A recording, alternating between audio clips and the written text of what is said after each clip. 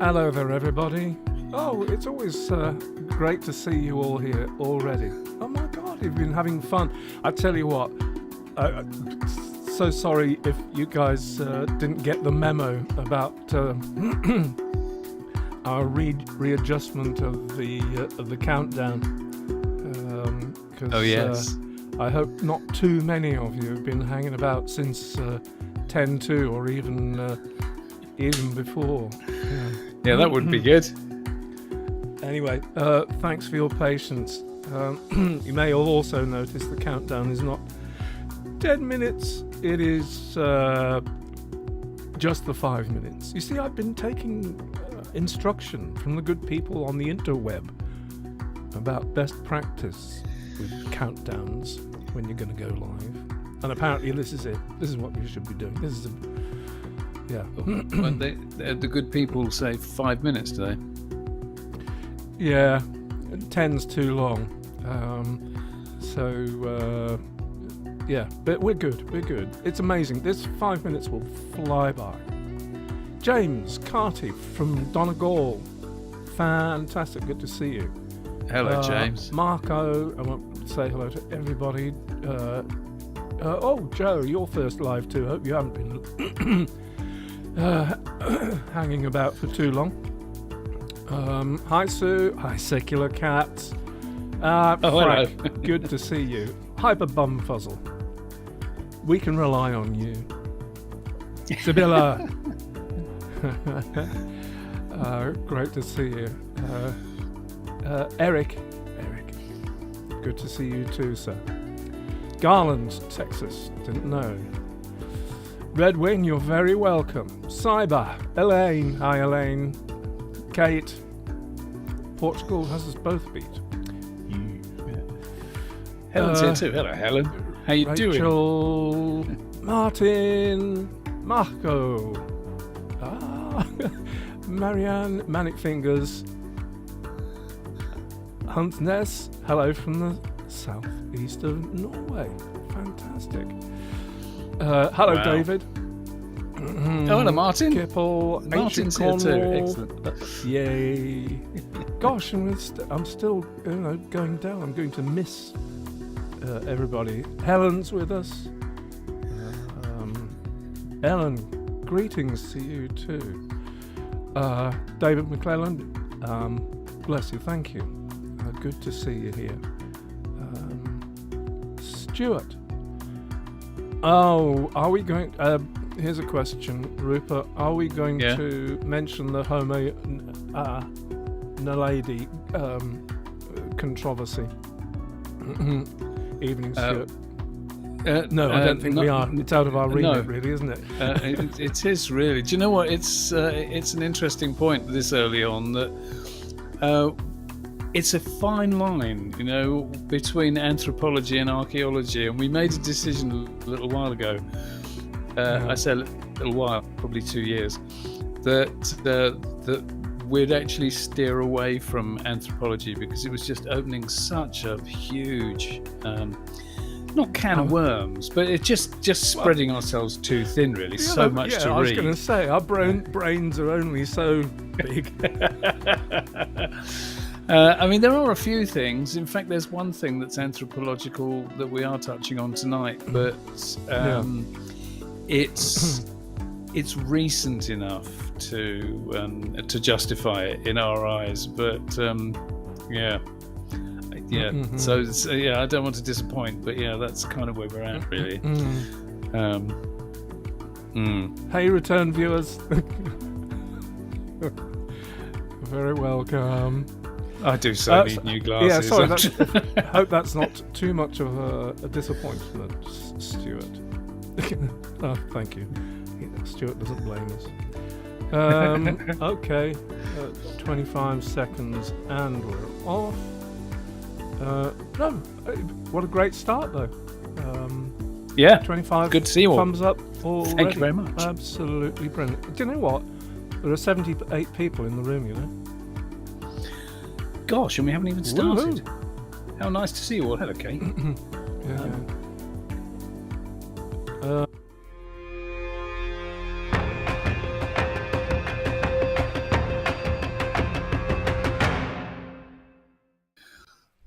Hello, everybody. Yeah, well, that's what it says. Prehistory Guys Unplugged, prehistory chat thing. Just that is chatting what it says. about prehistoric archaeology. That's what it says down. And that's it. And that's what it'll be. So, yeah, if you're new to the channel, new to visiting us, actually, this is a bit fresh for us, sort of being a bit less formal than we are, trying to put it on a bit of a show. So, this is just Rupert and I chatting. Rupert, say hello. I will say hello. It's good to see you all. Yeah, do you know, a lot of things have happened recently, but one of the things, what's given rise to this is those of you who are regulars, that we've done programs where we've gone through our top news items, and I had guests on various sorts of things. But what was happening in the meantime was that we found that there were so many good news pieces that we had been putting to one side to do, and they ceased to be news after a while, and so we decided that do you know what, we could be even more informal, because Mike and I do something on Patreon every week where we just chat. And the thing is that it's interesting for us. It is, and I hope it is for you.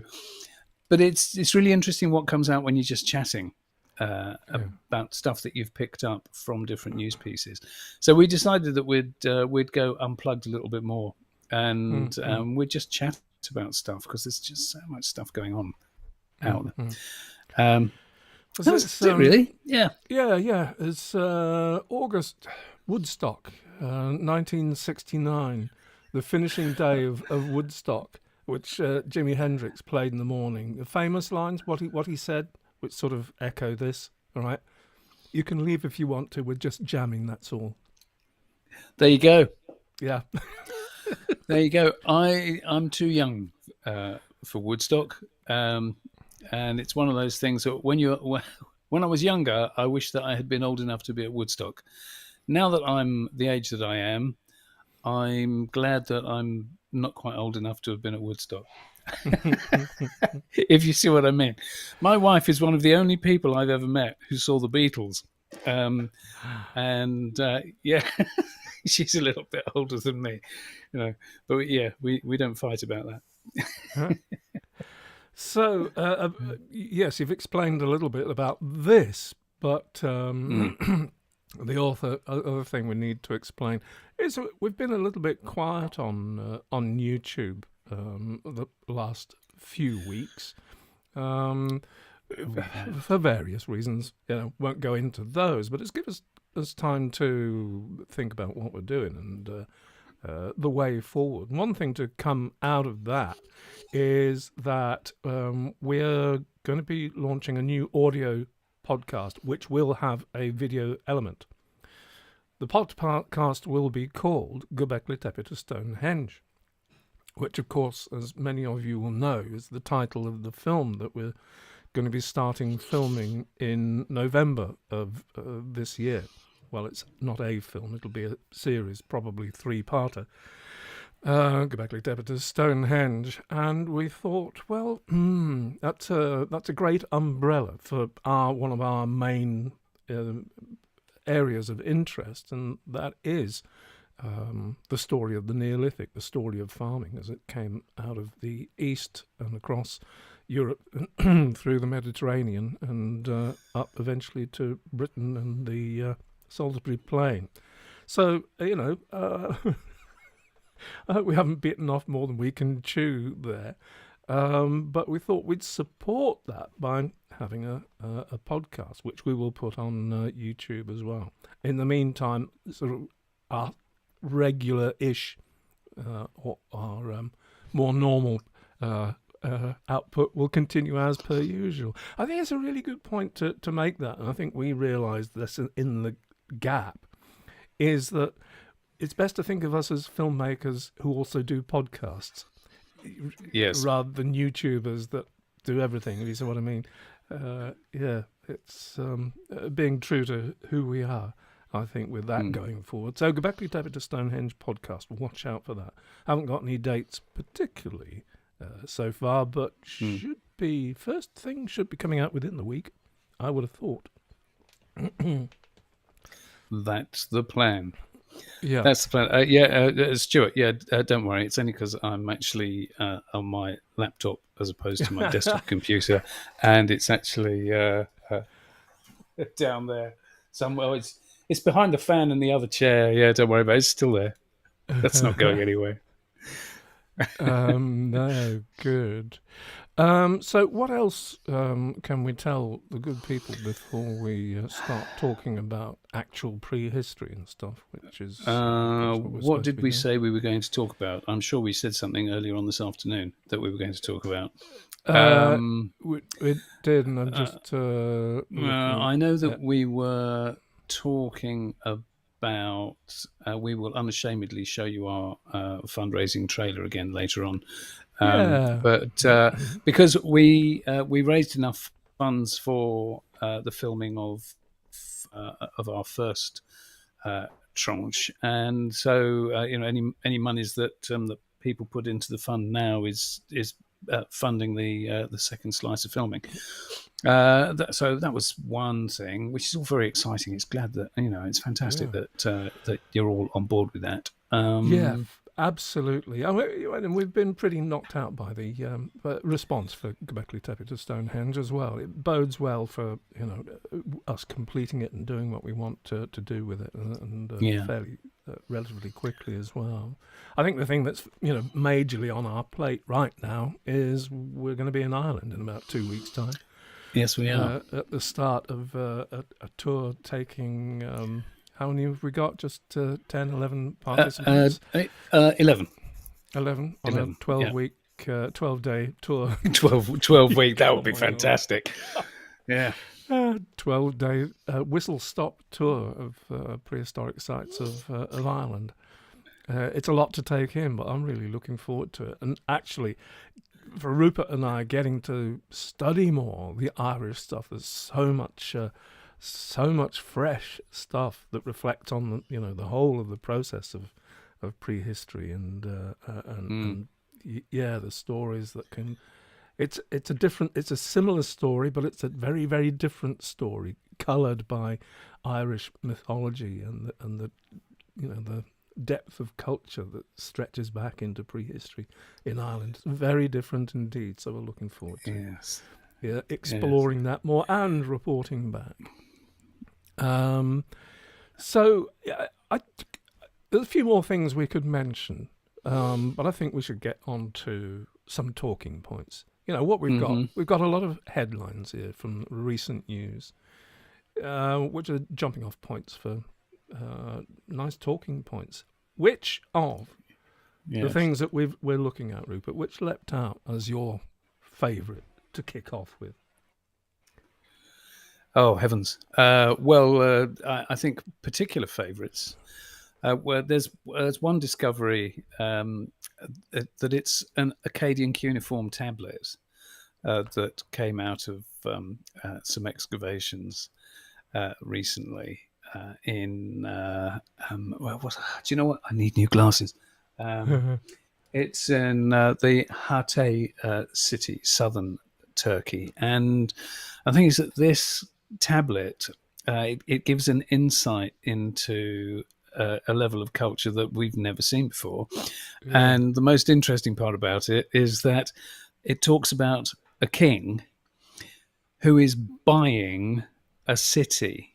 And the implication of this is that that kingship is, in this instance, what creates this thing of kinship is it's economics. That it today, the equivalent today would be oligarchs and billionaires just buying up companies and what have you, and having their empires, their financial or commercial empires. And here is a king buying a city.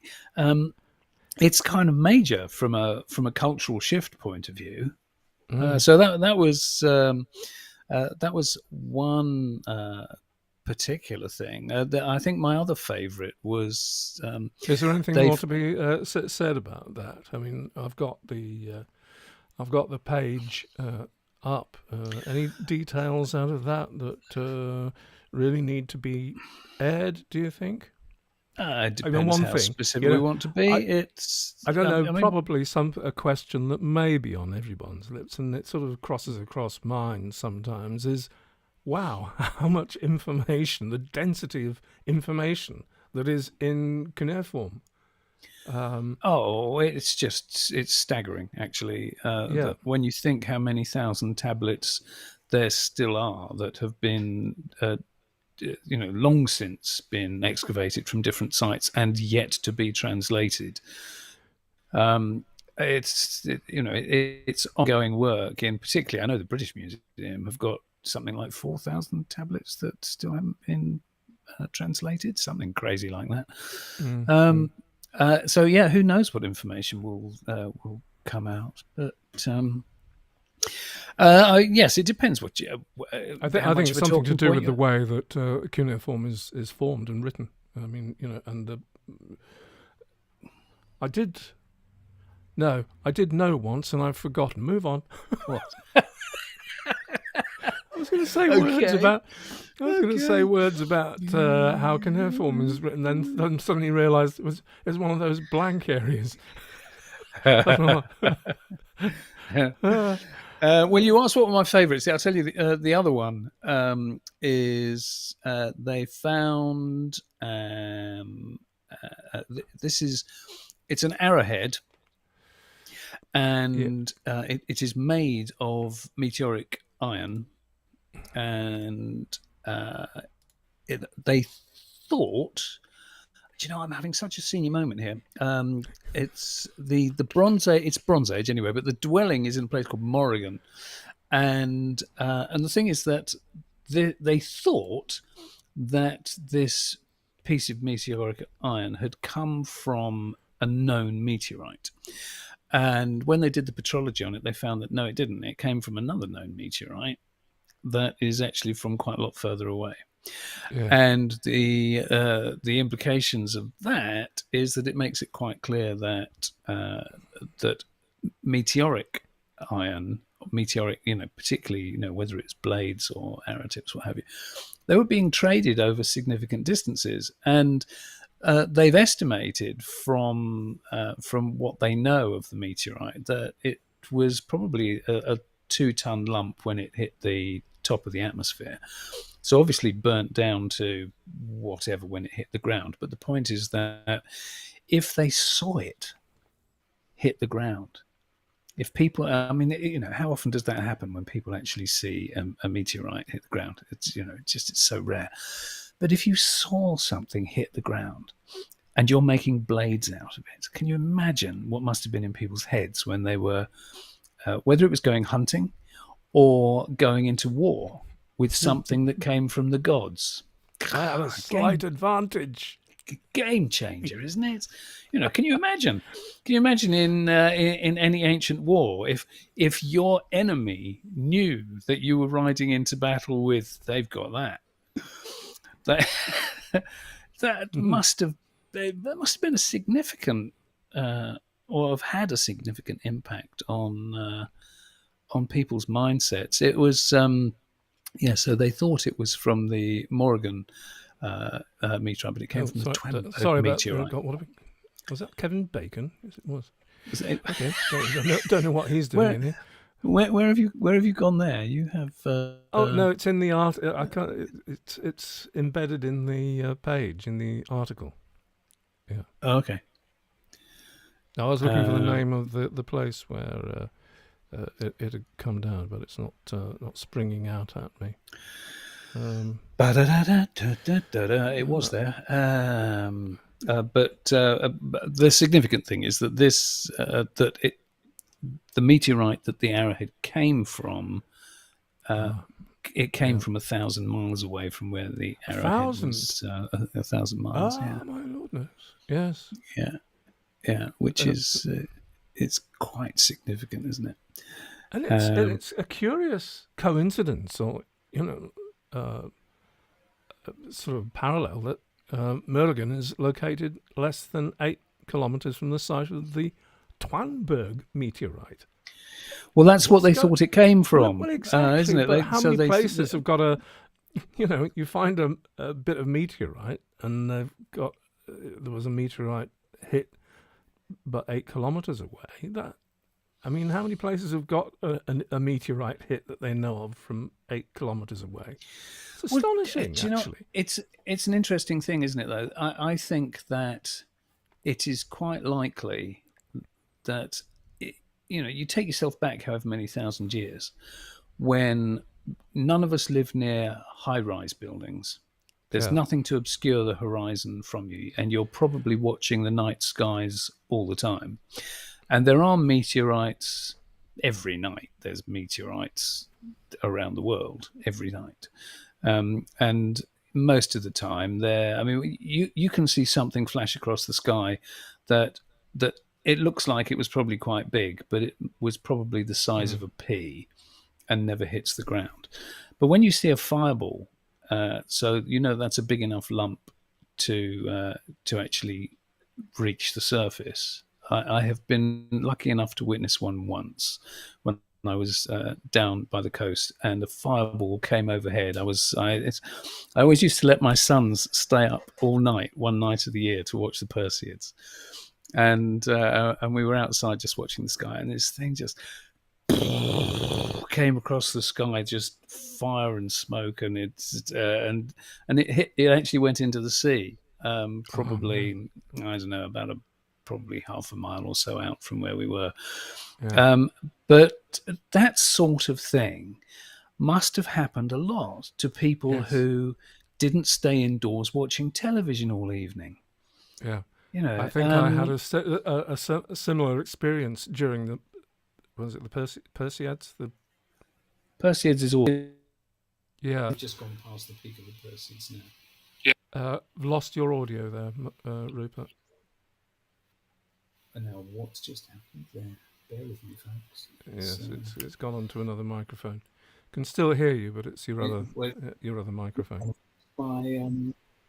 You're coming out of my desktop speakers as well. I don't know why that's just changed. Sorry, talk amongst yourself. Are you going to have to go away and come back in again? I hope not, but I'll tell you in 2 seconds. All right. Okay. What I was going to. It's in the right place. I'm going to refresh that. Forgive me, folks. I'll be back in 20 seconds. Okay. What I was going to say when Rupert talking about his Perseids experience, it's an experience that I've had myself. I don't know how common it is, but when it's just no, that hasn't changed. No, you're fine. You're back. Your audio is back. Isn't. What? Oh, you can't hear me. Isn't. You're coming out of my desktop speakers. Oh, okay. Can you as long as you can hear me? I was talking about my Perseids experience, an extraordinary close encounter with a fireball, just sort of rolling over. It seemed like it was almost touchable there, and it's just such an amazing experience. Yeah. There are dragons. I can confirm it. Yeah, can you imagine what that must have been like for people who didn't have a scientific understanding of the cosmos, and you saw fire raining down or what have you? A few years ago, my my son came down, and again, we would stay out on my field and just watch the Perseids, because why wouldn't you? And we stopped counting at 150, and we weren't even at 2:00 in the morning. And that's the thing. Most people don't stay out all night. It's just it must have been amazing for people who were just living with nature. Can I just backtrack a moment? We were talking about cuneiform a moment ago, and there were a couple of suggestions that we should at some point get Irving Finkel onto the show. You remember who Irving Finkel is, Rupert? Yes, beardy bloke. Yeah.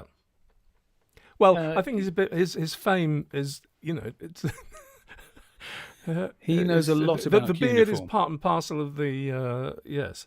No, he's in charge of all things cuneiform and tablets and stuff at the British Museum. I do Yes. believe. No, my point was yeah. I mean, such a thing would be completely and utterly fabulous. The interesting thing is with getting people on, it's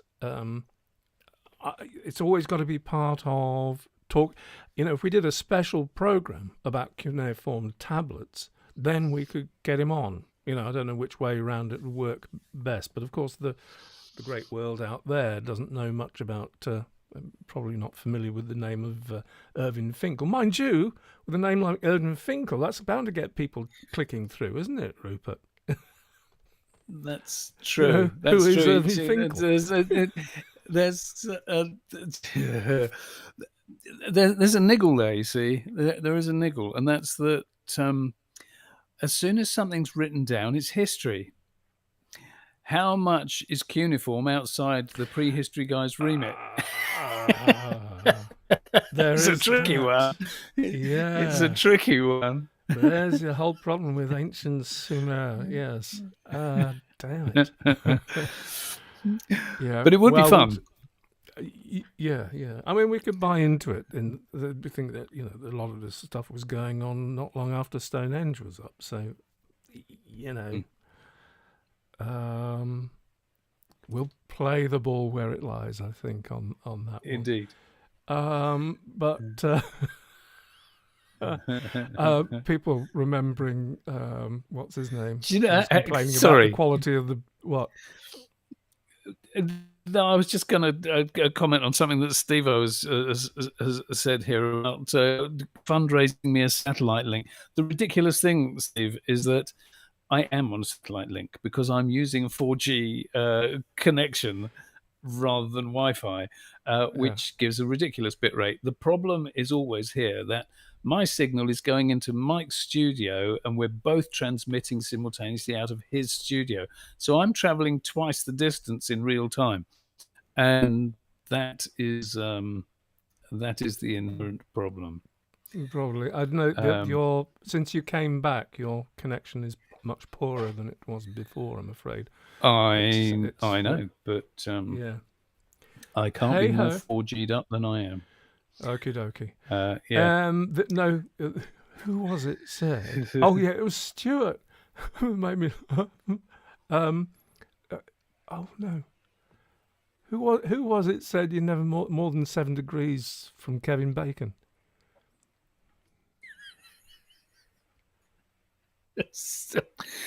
Yeah, Kevin Bacon's everywhere. Meteorite arrowheads are never more than 7 degrees from Kevin Bacon. Riola Brand. That was kicked off by Stuart there. Damn. That's what I wanted to find. Okay. Yeah, Irving is a legend. Stuart says, get him on to do a side bit on Mesopotamia. Yeah, do a side bit on the Mesopotamia bit of I'll email the man. I'll email the man. We'll see what happens. It has to be said, we are working on fair old lead times for a lot of things at the moment because, not least of all, we've got Ireland in a couple of weeks, and then have a number of things happening after Ireland, and then we go to Turkey for the first leg of filming. So there's a lot of things happening. Prior to that, I'm not sure when we'll have a guest on the show next. Yeah, I mean, I think it'll be it'll be drop-ins on the podcast. By the way, yes, by the time the podcast gets onto YouTube, it'll look not dissimilar to this. It will be Rupert and I in this sort of environment, talking to each other, but focused on the audio. So he won't notice that much difference, except we'll be drilling down on particular topics that fit that gap. Between that is true. And before and the Salisbury play. But All I meant guest-wise, though, was that we've got a number of people in the frame who, who we know, and people who will come on the show, and people who have already said that they'll come on the show, and what have you. What I mean is in relation to contacting people that we don't know personally, like Irving Finkel, and when we might be able to get him on the show. But that email will be sent, and we'll keep you posted. But the interesting thing is, because we've got these big lumpy things, Ireland and Turkey, they're disruptive because of they're not isolated incidents. They have to be prepared for, and so sort of just skewing it towards the podcast thing, which is easier, to be honest, for us to produce. Then it shouldn't. Those lumpy things, big lumpy things, shouldn't disrupt our output too much. That's the thinking, anyway. Yeah. Okay. Yes. What next? What next can we talk about in this? What have we got? We've done. Wow. What do you fancy? So many fun things. Cyprus. Cyprus in antiquity. Yes. The headline reads: Cyprus dig reveals key trading hub in antiquity. Now. There's the headline there. Again, I think you've done more reading on this, Rupert, so you can probably lead on this as well. Yeah, well, it's another bronze. It's another Bronze Age site. So we're talking about 1800 to 1100 BC.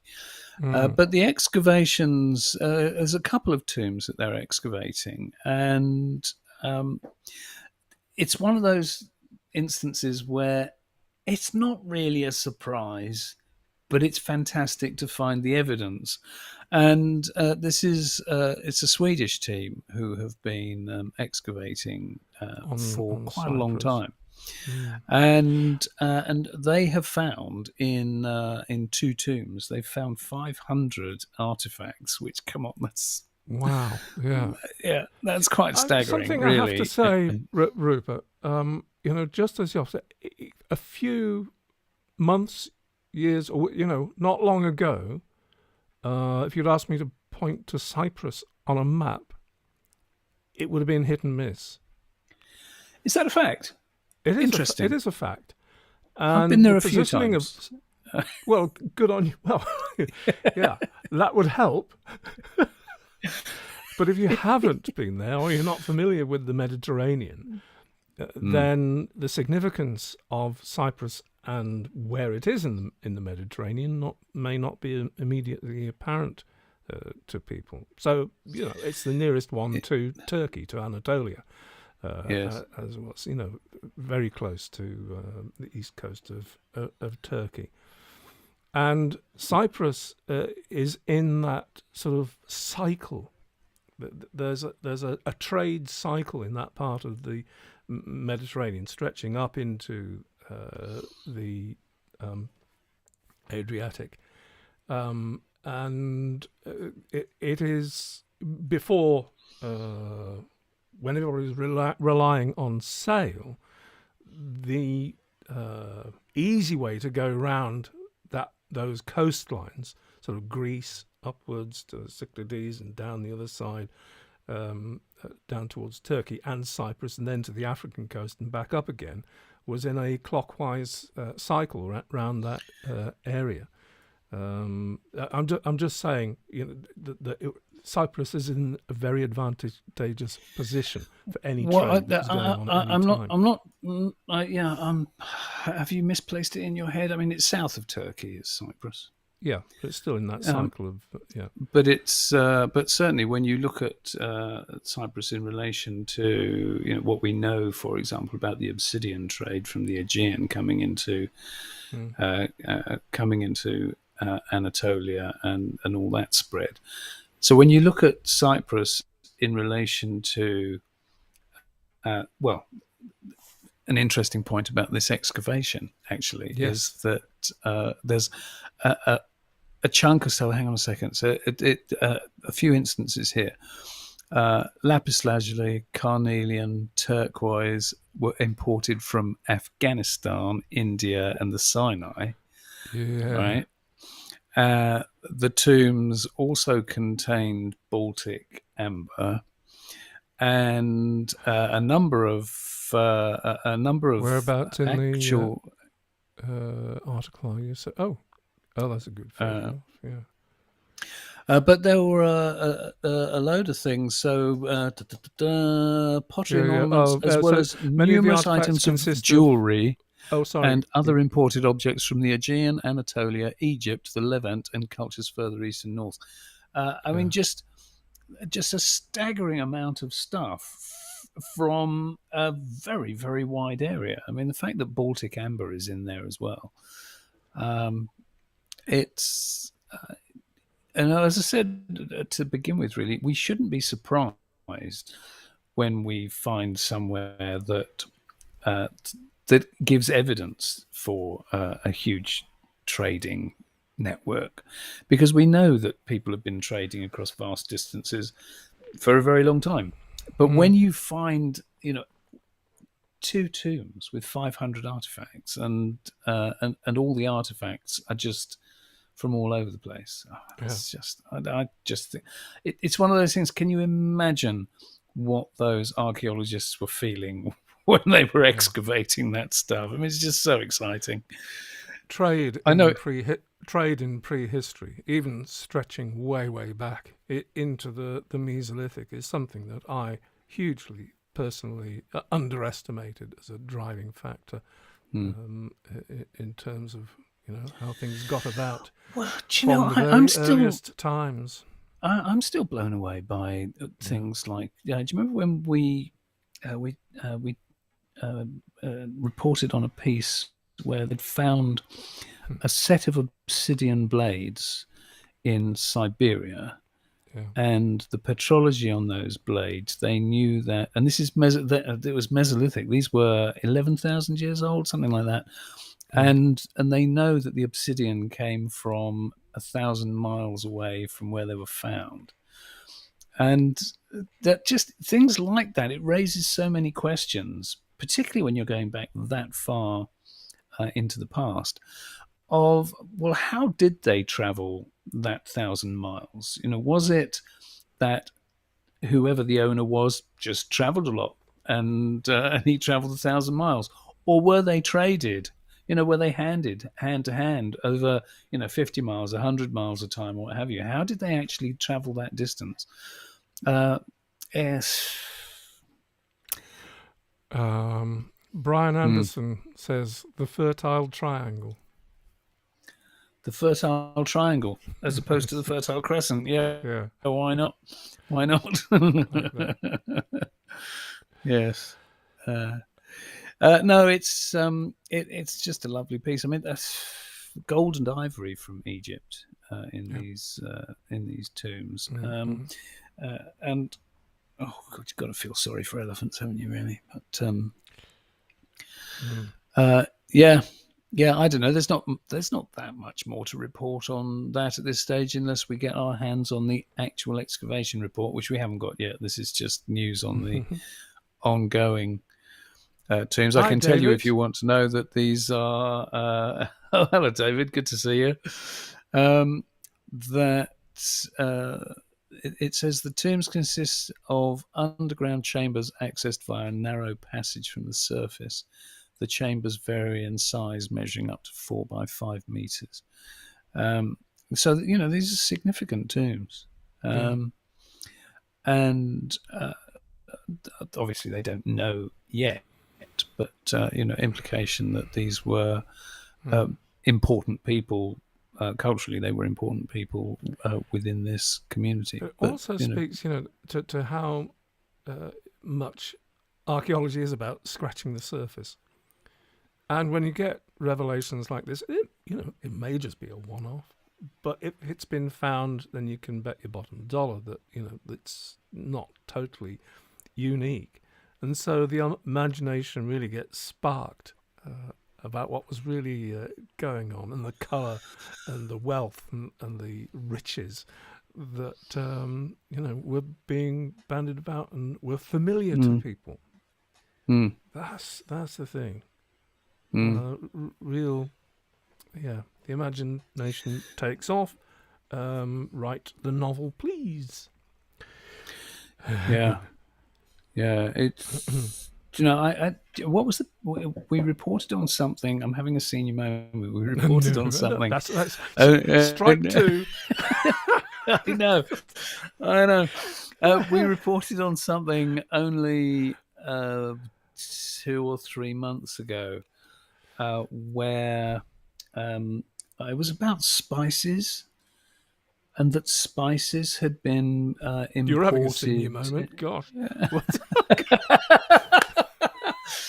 But do you not remember that? And the spices had been imported from. Some of them have been relatively local, but some of them came from like 1,000 miles away over in India, and and I think as soon as you find any evidence of trade over those sorts of distances, and when you are talking about trade, these aren't one-offs. Oh, look what I've found. That.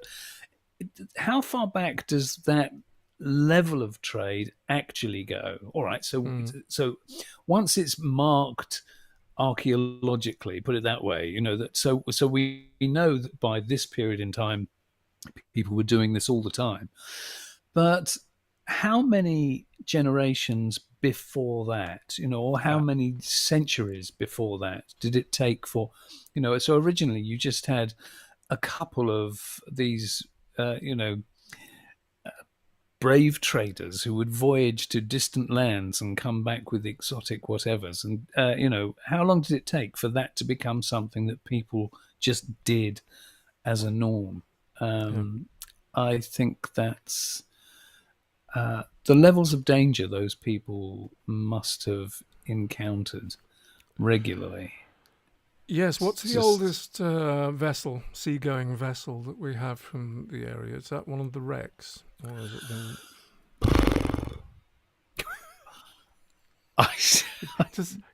proximity, microphone proximity. And I don't know.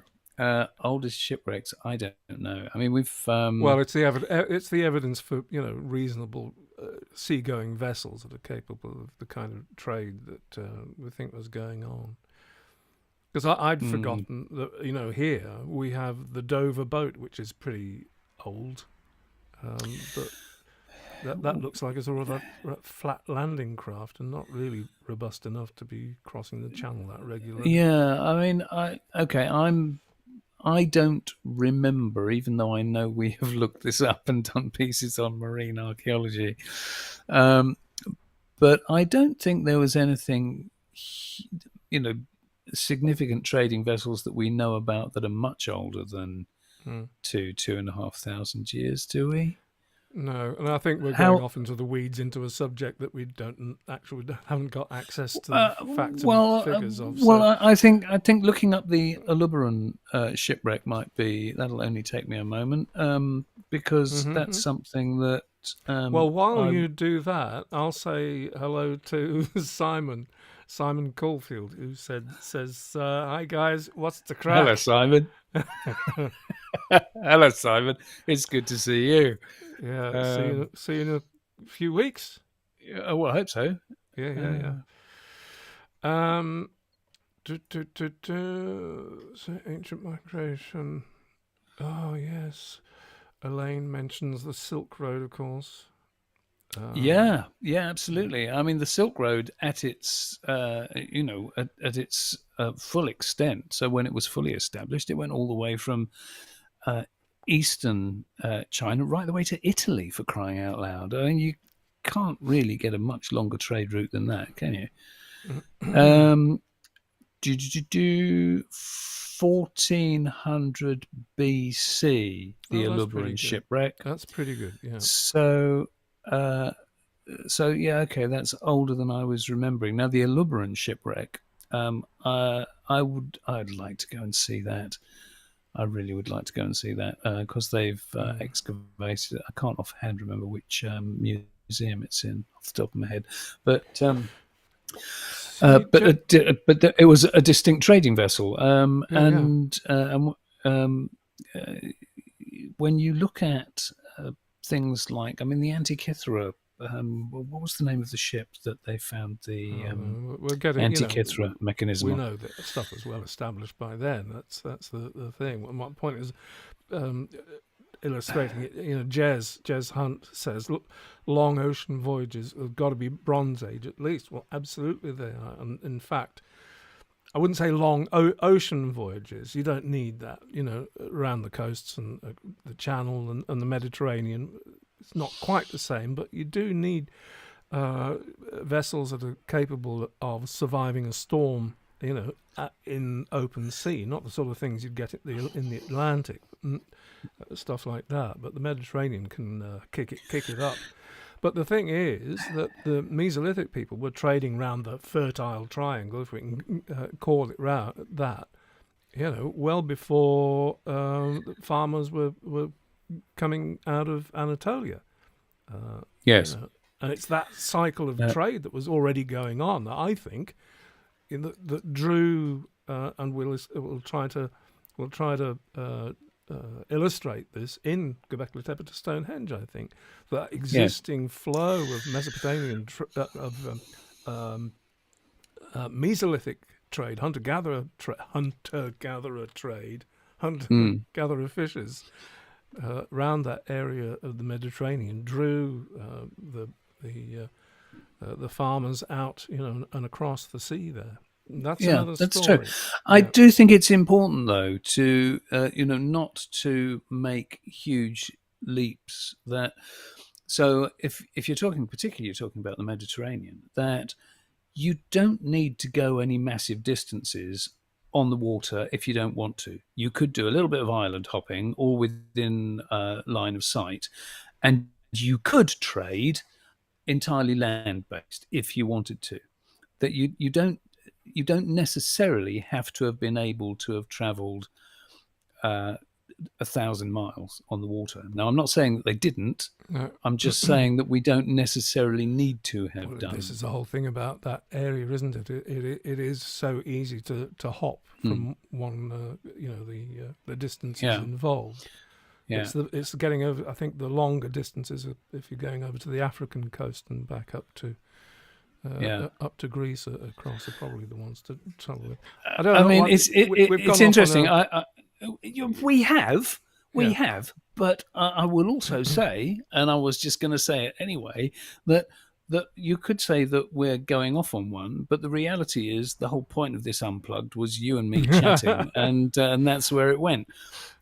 So I'm not going to apologise for that, because you see, I think before we do leave this subject entirely, that some of the really compelling evidence that there is, for example, for trade coming from the Americas going back in the Bronze Age, and whether that is here we go. but it's whether that is evidence for cocaine in Egyptian mummies, which is it's irrefutable evidence. Again, senior moment. I wish I could remember. Oh, Babalova, is that the name of the woman who did the tests? And she was accused of all sorts of. It's Balabanova, something like that. Well done. And they were. Everybody was dismissing her findings and saying that it must be contamination. There was tobacco as well, and there aren't any tobacco plants, or there weren't any tobacco plants in that part of the world. But they did the tests over and over and over. They did them with hair follicles off the mummies and everything, and there was no question about it that there's stuff that is only, as far as we know now, is only found in the Americas. There is a mosaic in Pompeii that shows a pineapple, also something that came from the Americas, and people have tried to dismiss that as saying, oh, it's a drawing of such and such a pine cone. And you think, well, why on earth are you suggesting that they could draw this fruit fantastically accurately, or draw, it's in a mosaic, that they could depict these fruits so accurately, but when it comes to the pineapple, you're saying, no, that's a badly illustrated pine cone. No, it's not. It's a pineapple. So you have to ask the question with things like that, well, how was that trade taking place? It's, I think just because something flies in the face of current scientific knowledge doesn't mean that you shouldn't reassess when the evidence slaps you in the face. That is the nature of science. So it's very irritating when people dismiss solid findings because they don't like it. Anyway, I'll shut up now.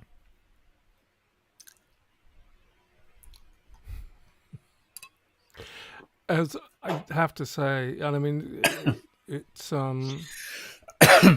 I think it's an aspect that will boggle our minds and continue to boggle our minds, and I hope we can put some more firm pinpoints in this whole thing when we're doing Göbekli Tepe to Stonehenge. Yeah. What I didn't realise, who was it said that Irving Finkel would be a good person to talk to about coracles and early sea crossings? Would he? I'm just scrolling back now, and I sort of seem to remember. And you went, and we sort of went off. I kind of lost the plot there. Yes, maybe his area of expertise is a bit broader than I was giving him credit for. May well In which be. case, Rupert, it's not a silly idea to chase the man down, given that what. I will. I'm just writing myself a to-do of people to contact tomorrow. Yeah. Irving Finkel. You see, our audience, our folk, are so full of bright ideas. We know this to be so. In fact, there was something that we wanted to ask the good folks, actually, in relation to... So hold on. Neil says there's a fantastic lecture for him about it on YouTube. Brilliant. Neil, if you've got a moment, I mean, could you just find if somebody can find the link to that and bung it in the chat, would like to chase that down, actually. I'm sure I could find that. Yeah. He had a video on YouTube about Noah's Ark, did he? Okay, thank you. Be an interesting one. Okay. Oh, right. We'll just have to, illuminate ourselves a bit more about Irving. I hope we're talking about the right Irving and his beard. Yes. There can't be more than one Irving Finkel. Indeed. Actually, do you know what? I'm saying that I'm going to go off on one now. Well, because up until recently, I'd have thought Rupert Sawskin. I cursed my parents for calling me Rupert when I was a boy. But how many Rupert Sawskins could there be in the world? And I was the only one that I knew about. And then, hey, I found out that there's a Rupert Sawskin in America who is he's a film director. And I thought that was bizarre. So I contacted the man. But what's even funnier is that his middle name is Hugo. And my brother's name is Hugo. Yeah, come on. You couldn't get 2 more obscure names, 3 more obscure names. How many Sawskins do you know? And the fact that this guy is, and there's no family connection, or we're probably related 100 years ago or something, but that's just bizarre, isn't it? So maybe there is another Irving Finkel. I don't know.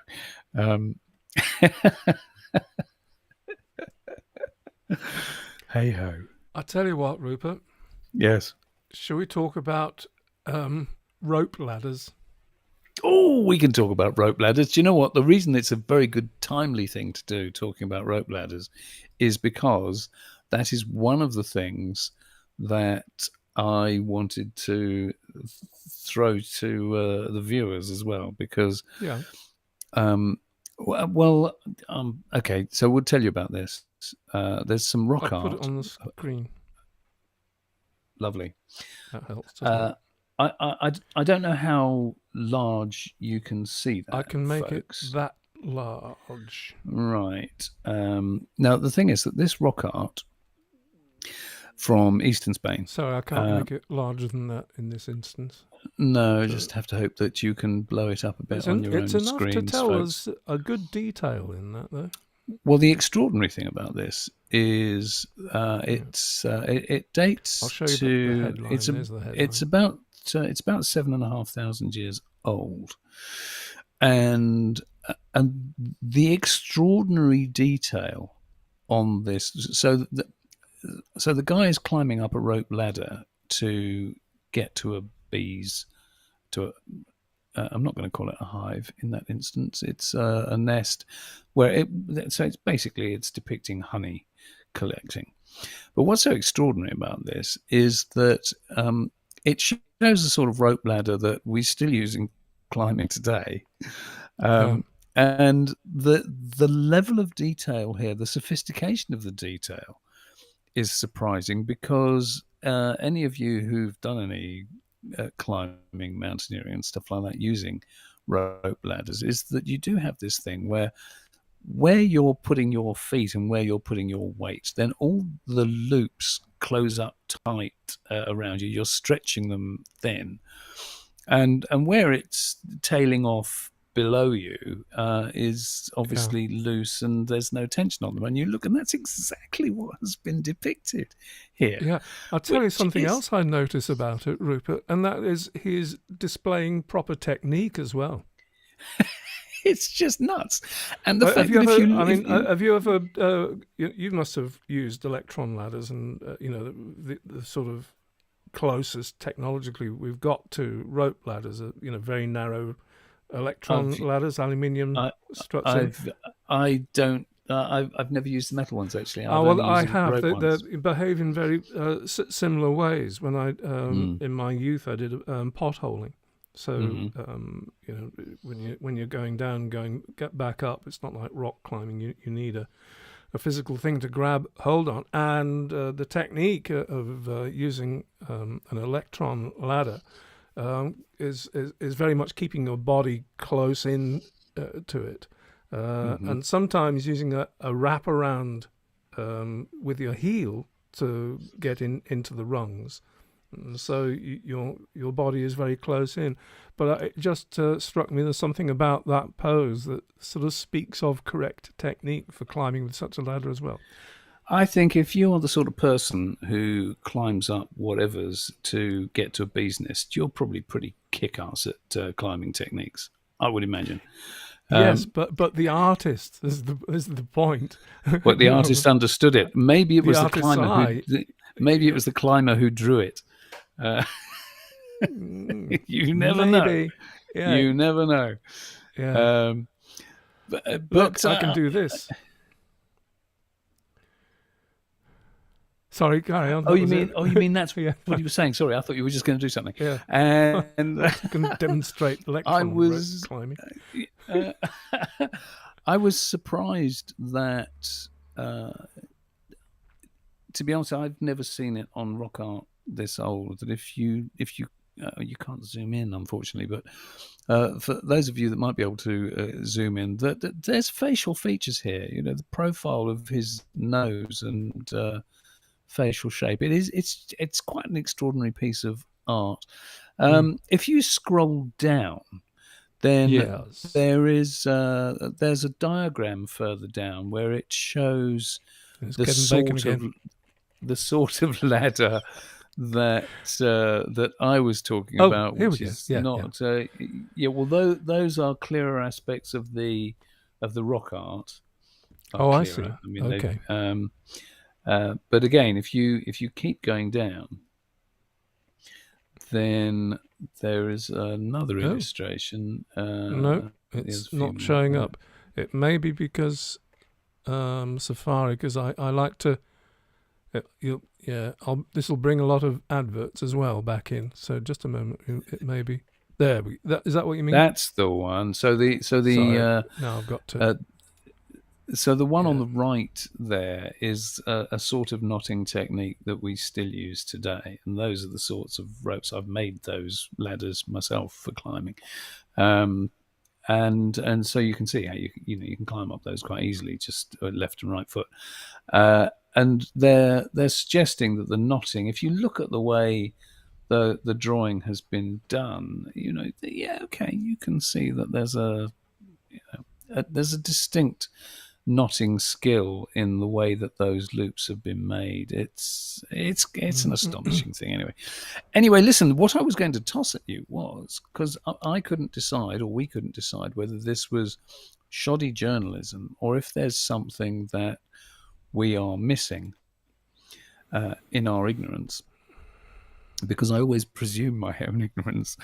And it's that.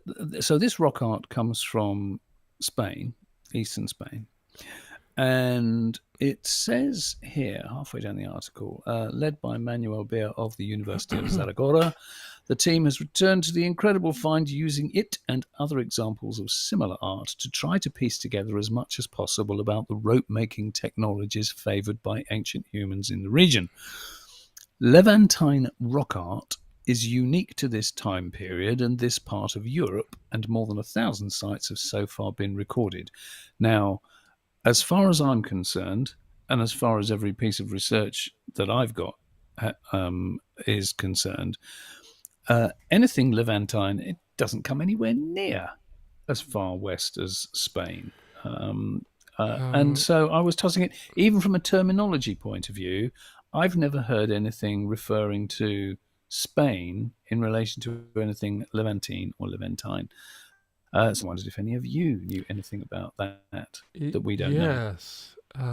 Yes, put us right on that. I think ultra coincidentally, I saw Levantine used in another context, which gave me the impression that it is a terminology that is used for anything that's influenced, by people bringing stuff from the Levant. Where did you get that from? Crickets. Okay. Fair enough. So I'm so glad I mentioned it. But I think it is in the terminology. I think it is. I was looking up Levantine as an adjective, and I still couldn't get it to relate. Hey ho. Anyway, but it is fascinating, and Abby well Sue spotted, eagle eyes, though. The sort of thing we do, isn't it? Talk about digging deeper. It is. Yeah, we dig deeper, and it's not just that. When it comes to grammar, I'm a grammar Nazi. I really am. I just so these things need to be asked. Abby Sue said, "Why not climbing artists? Today we have climbing photographers. Absolutely, right. Damn right we damn do. Right. Yes. Yeah. But I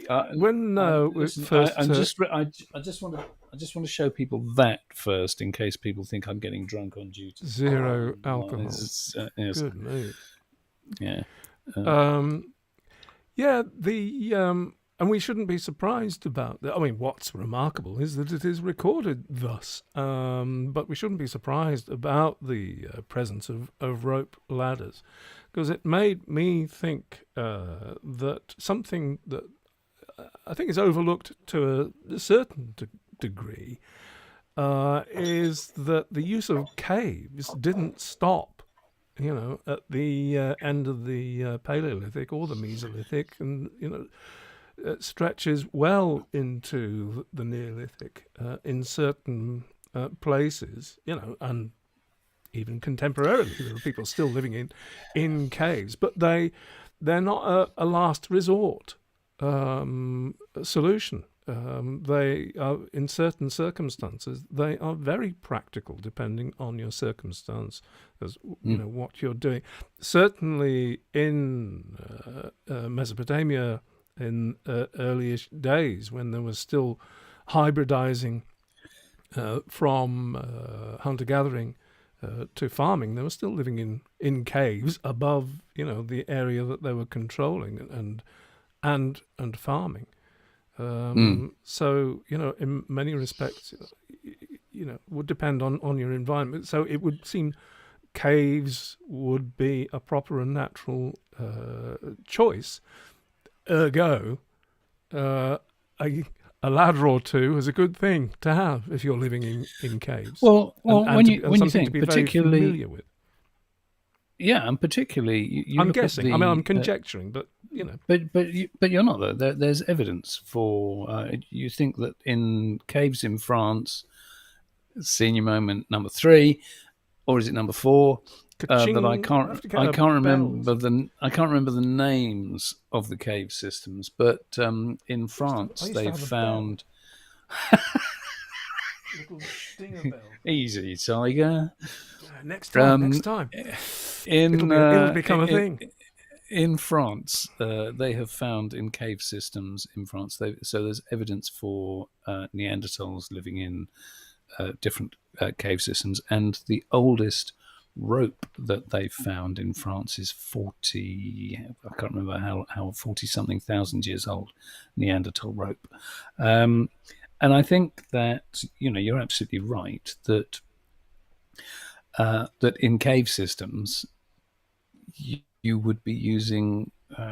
All right. So most people living in caves would probably have just been living in a basic open flat cave. I don't think you would necessarily be going. Using ropes to go down into the darkest, most dangerous places. Although, maybe you were, so I don't know. But even today, we've got caves. Yeah, well, potholing. I mean, it's good fun, isn't it? But you wouldn't live down there, would you? We've just the other. Your sound has gone. The valley. It just went again. Oh no, you've come back. Still live there today. The Marginaux. There have been people living in those caves for 5,000 years. People still live in them today. So yeah, I don't think people are going to stop living in caves.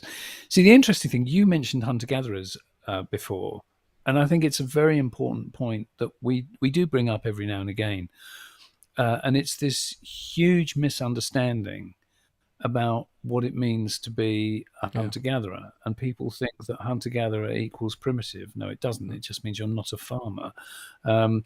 And so there are plenty of hunter-gatherer societies, prehistorically I'm talking about, where they would have arguably have been more sophisticated than farmers of the same sort of period, because if you're a hunter-gatherer, you've got a lot more time on your hands than if you're a farmer. If you're a farmer, you've got relentless tending of your crops. And if you're a hunter-gatherer, then, you can go out and one good kill, you've fed everybody for a week. So I'm thinking there was a cave system that you were talking about recently, Mike. I can't remember where it was.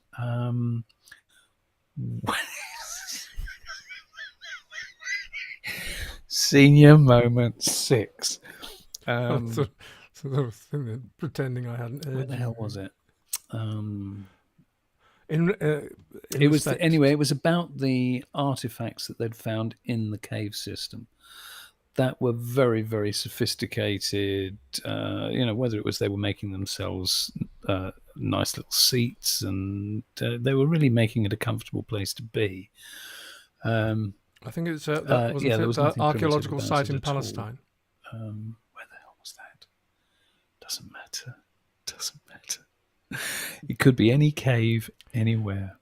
Frank says, speaking of the Levant, was it rope I can't ladders? hear you now. Okay, that's a glitch. I thought you couldn't hear me. I think you should go away and come back in again. Can you hear me? Nod your I head can if hear you can you. hear me. Yes, I can hear you. Okay. Oh, Christ. Yeah. Okay. Same glitch. Go away. I'm going to go and come back again. Go away. Come back. Yeah. It's just annoying because the chat disappears every time I refresh. Oh no! Oh shoot! Okay. No, Frank, that's right. Were rope ladders that we used to get in and out of the houses of Catalhoyuk type houses. I don't know. Obviously, we're not talking about a height. The roofs aren't that high, but we'll find out. Rupert and I will be there in November, so we will do a deep dive with whoever we bump into at Catalhoyuk and ask that very question. I mean, it's within what was the question? I missed the question. Gosh, wow, you're louder now. Is Frank was saying, was it rope ladders that we used to get in and out of the houses at Catalhoyuk? Sorry, what about the houses at Catalhoyuk? Was it rope ladders? Was it rope ladders that we? No, they were wooden ladders. Yeah. And right. in fact, they excavated one very recently, and it was staggering to see that. Yeah, a solid wooden. It wasn't. You could say it was even a staircase. I mean, it was. You'd be perfectly happy with it if you had it in your own, shed. Can I find that photograph? Apparently, you got about 30 seconds behind me as well before you went away and came back. Anyway. Interesting. Yes, but let's not dwell on the technical problems so much. No. Yeah, so good stuff. I've forgotten what the date on these ladders is. 7,500 years ago. 7,500 years. I did say that at the beginning. You did, but I'd forgotten.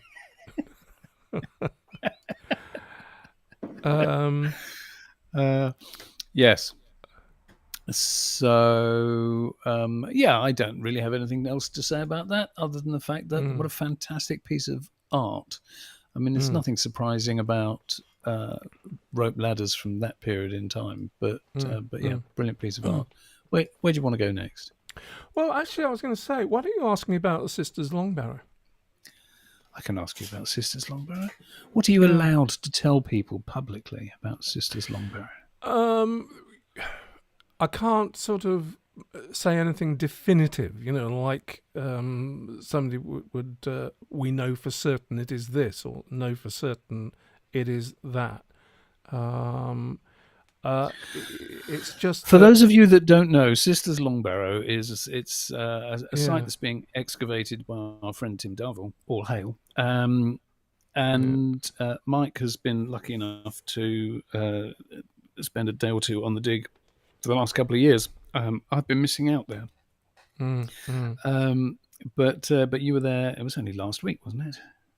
It was only last week, yeah. And I only did a day. I was down for a second day, but it was rained off pretty well. But it was still pretty fruitful.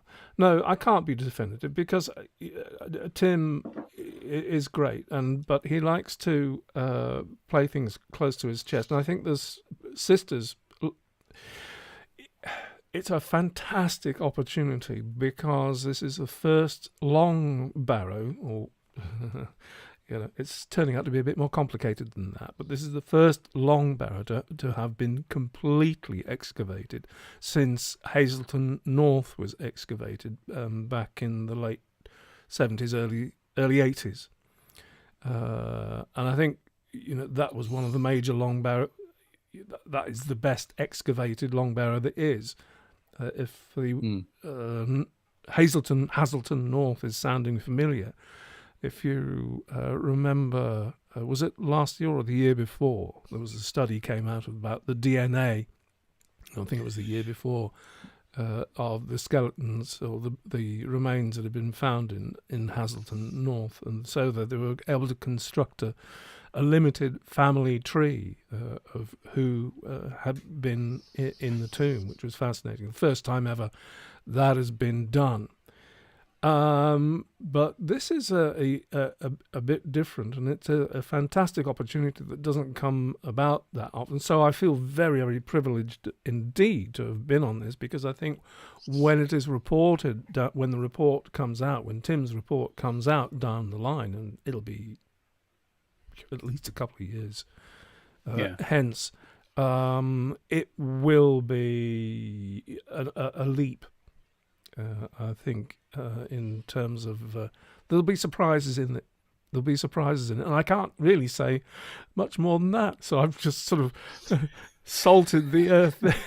Yeah, ask me about Hazelton. Ask me about sisters. You said. Well, yeah, but this is. But I can't tell if you can get on an archaeological dig. Get on an archaeological dig. I'm saying, because even though what I was actually physically doing, or what most with a trowel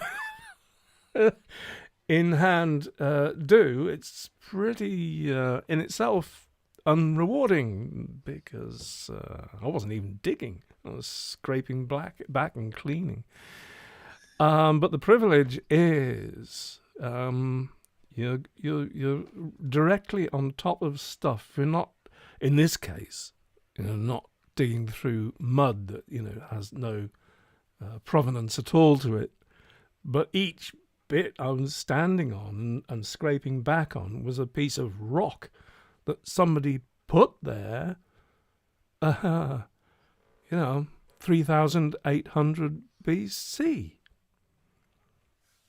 500, 800 years ago, and that's something to be standing in that, So I just sharing that. I was feeling a bit privileged and happy about that.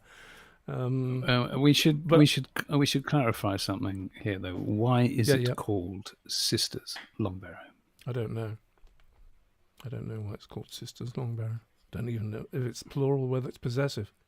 I think it's possessive. I always spell it as if it's in the possessive. I'll find out for you. Yeah. But it's in the Cotswolds, and kind of watch that space if you can. But I'm sorry to be not raise the subject and not be more informative about it.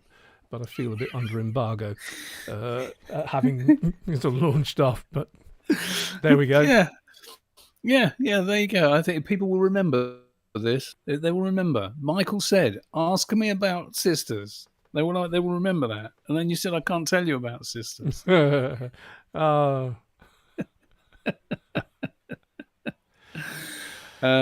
be amazing when it is fully. When the excavations are done and Tim's written the report, it's going to be a staggering thing to see, I think. Yeah. Yes. Listen, we've got a lot of headlines, that we've lined up for us to spark off. Well, should we whiz through some then? Well, let's whiz through some, because this is the danger of going off into the weeds too much, I guess, and I'm guilty of it. We don't have to do them all. We don't have to do them all. Is that a tourist? Is that a TT towel in the sense that it's Manx? It's a Tyzak, yes. Is that what you mean? Manx, isn't it? Is that what you mean, Stuart? Yes. But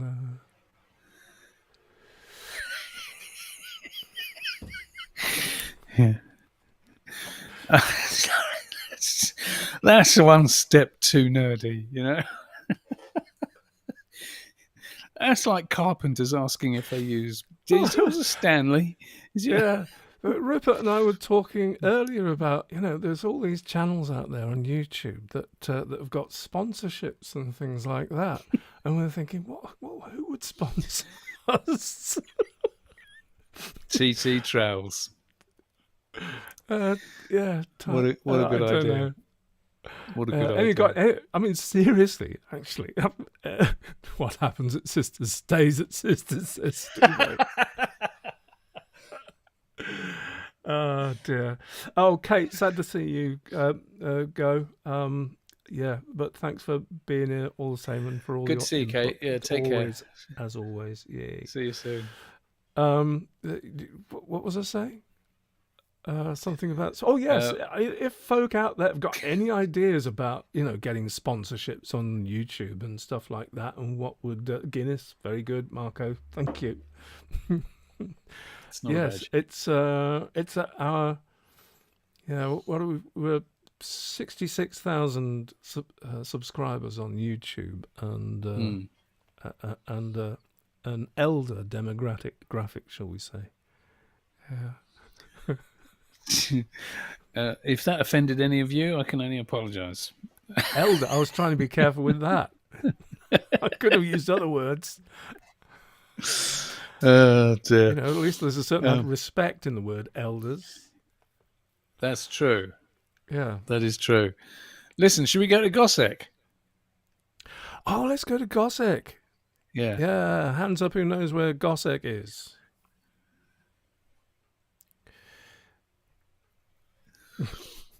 That was cruel. Sorry. Yeah, well done. Shall I bring the picture up? Maybe. I think quite a lot of people will know about Gossec. Hold on a second. Yeah. There is. So. Ta-da. It looks like it's not particularly new. This thing is it a general article about Gossec, or all it says new research? Yes, new research. There's not been any new excavations, as far as I'm aware. It's just new research on alignments and things. But shall I just give it's helpful here to give the context here, and I might as well read this first paragraph, to help with that. It says, from the Central and Eastern European Middle Neolithic, first after the 5th millennium BCE, around 150 so-called circular enclosures are known, circular or elliptical, roughly concentric arrangements of ditches and palisades with a diameter between 40 and up to 250 meters. Only a few have been comprehensively and systematically examined archaeologically. The function of these large buildings is still discussed intensively. Interpretations such as central places for meetings, cattle enclosures, hooray, defensive structures, astronomical observatories, or spaces for ritual activities have been proposed. So that quite sets the scene.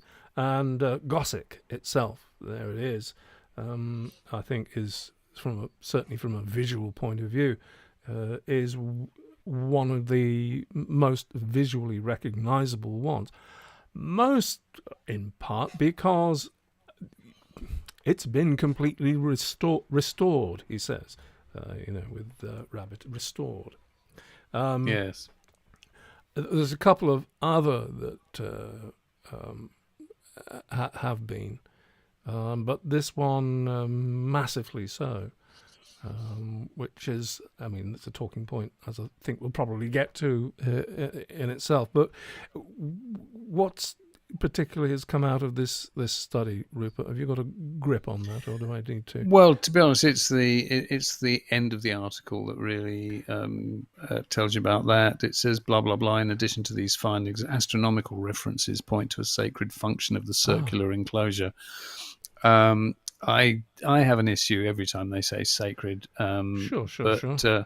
From a location roughly in the centre of the building, the sunrise and sunset of important astronomical events could be precisely predicted and observed to within a few days. The most important lines of sight pass through the two culverts in the southeast and southwest. Only here are the openings in the palisade reflected in the circular ditch. They correspond to the rising and setting points of the sun on the winter solstice. Other passages in the palisade point to the summer solstice and Beltane. It's interesting. I have so many mixed emotions around Gossec. Number one, it's an astonishing place that Mike and I are itching to go and visit. Yes, it will figure, I'm sure, in Göbekli Tepe, Stonehenge, because it's it happens, at the outer reaches of the strand of farmers that went up the Danube.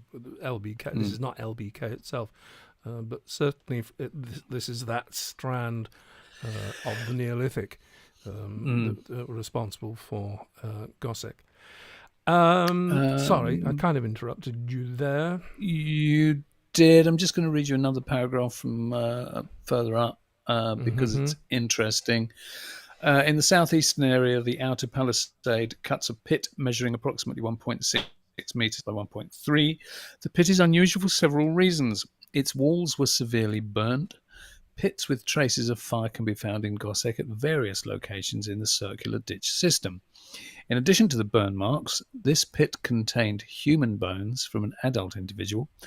Only parts of the extremities were found. Bones from the torso or the skull were missing. Since the bones were no longer in an anatomical composition, it can be assumed that they were deposited in a partially skeletonized state.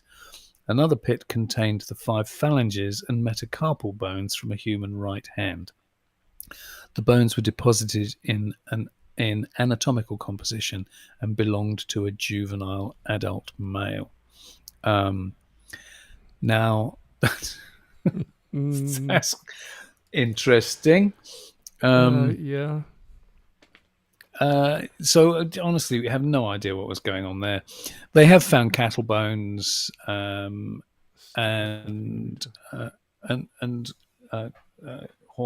parts of horns and what have you. They've found various things, but I have to say something that I was completely unaware of until we were researching these articles, and that's that Gossec, it's been completely reconstructed as you see it there.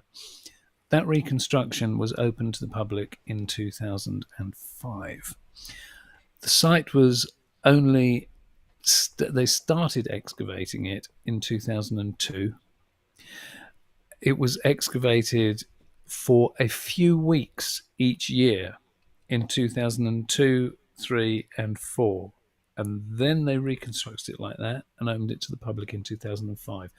Now that means that entire, what you see there, was basically arrived at after probably 9-10 weeks of excavation. And there's a part of me that is utterly horrified by that. To me, it's when you think that most sites that are being excavated, whether it's the Ness of Brodgar, whether it's Sisters Long Barrow, that you get a dig. Sisters has been going on for 8 years already. 8 years, and you have 2-3 weeks a year. Look at the Ness of Brodgar, how long that excavation has been going on. So the fact that they can have basically said, we found out everything we need to know here, and then redug those ditches so that they could sink the new palisade. I'm horrified by that. Absolutely horrified. If it had been 15 years of solid excavation, it's like, no, we absolutely know everything about this now. But do you know what I mean? It seems an outrageous thing to me. Yes, and it's the claimed precision as well about the sunset and sunrise alignments. Actually, that sentence was a little bit vague about precisely predicted and observed. It says important astronomical events could be precisely predicted and observed. Now, what are they using to? Are they using the posts, the new posts that they've put up? Well, okay. I'll play devil's advocate here, because I can quite imagine that if it had causeways, and if you look at the reconstruction, it had causeways, so it has entrances through the ditch. And I think that if you're digging trenches and you're seeing where those causeways may have been, I can understand that they may well have been able to see quite clearly where there were gaps, cheers, where there were gaps in the palisade. That doesn't bother me. It bothers me when they say things like precisely predicted. When it's like when we talk about things like Newgrange, the sun lighting the chamber at Newgrange, and I don't really mean we always talk about these things as if it only happens on the solstice. not weeks either side, or at least a week either side, depending on the size of the passage.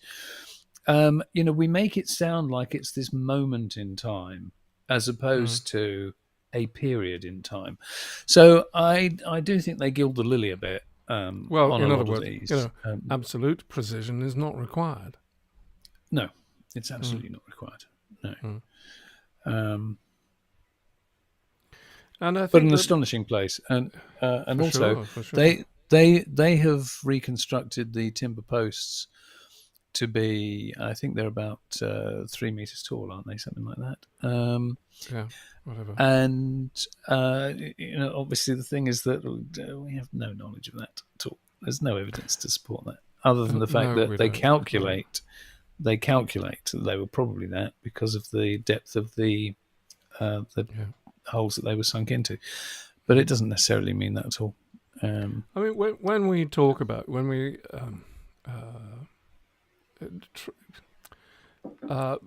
pull back from interpretations of the sacred and the astronomical and stuff, it's not a question of throwing them out with the bathwater at all. It's that when we look at those things, the real principle purpose of a site, whether it be Gossip or anywhere else, can easily be overlooked. The obvious can easily be overlooked, or some other purpose can be easily overlooked, because any other activity would have had presumably a sacred element to it, some sort of.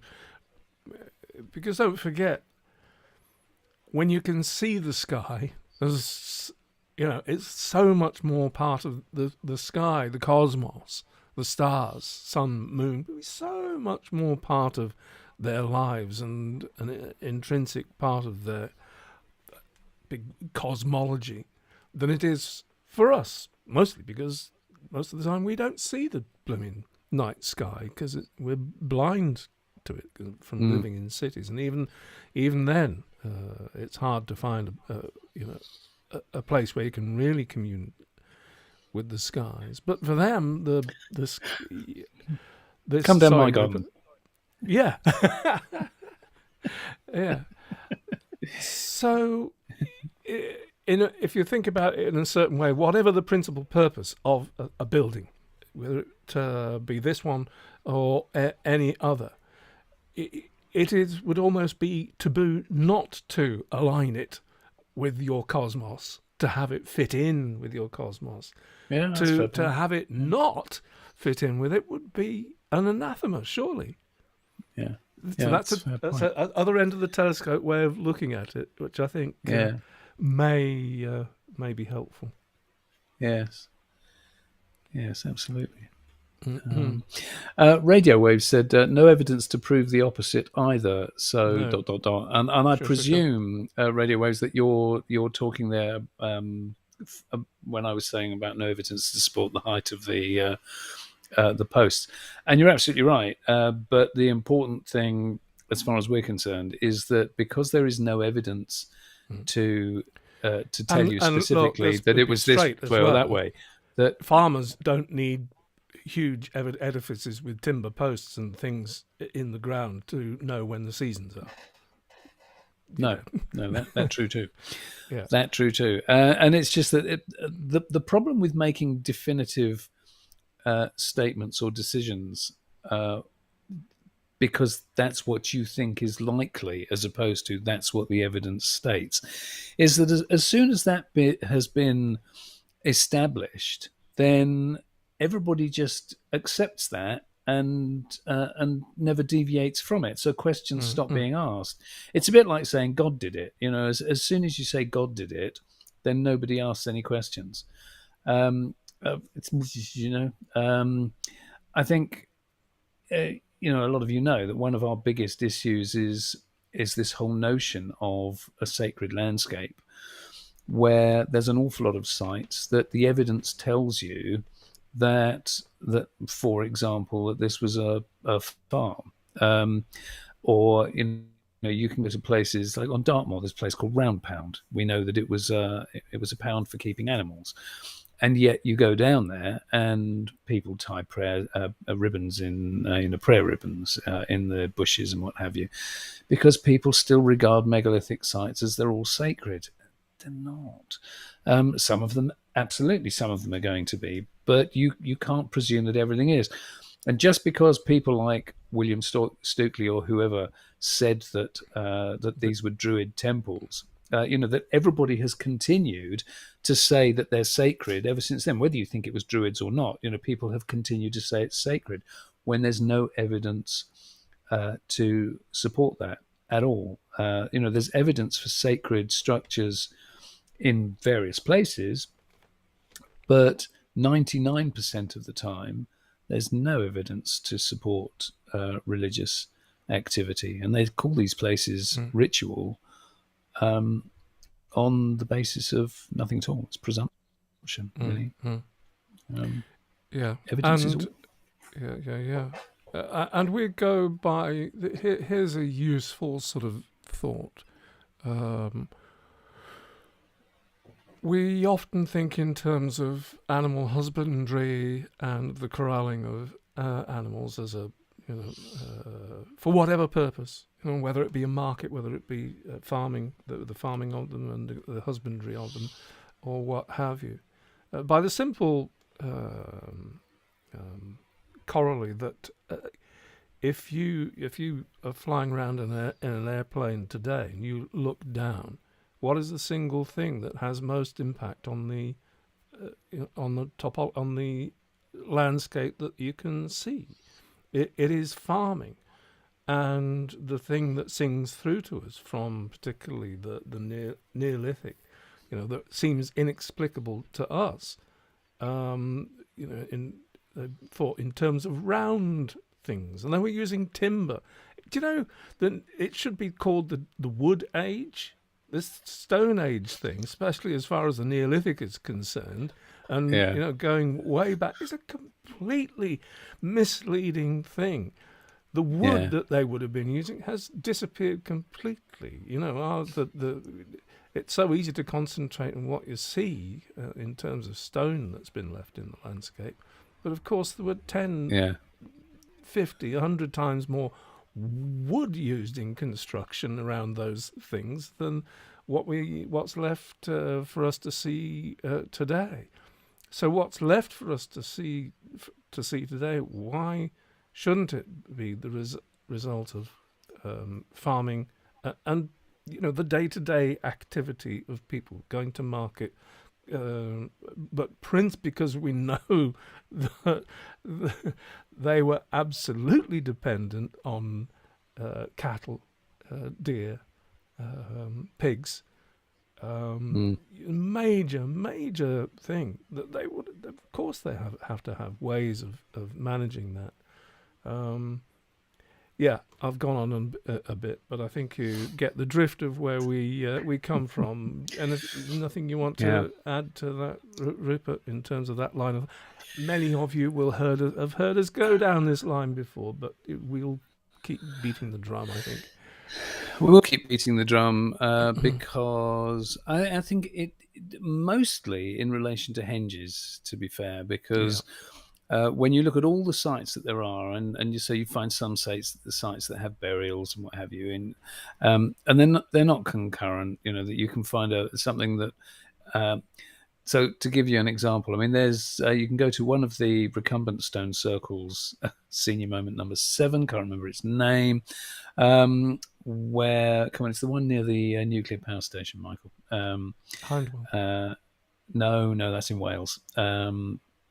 We went there in Scotland, recumbent stone circle. And, sorry, begins with that one. And there was a burial there in 1645, I think, something like that.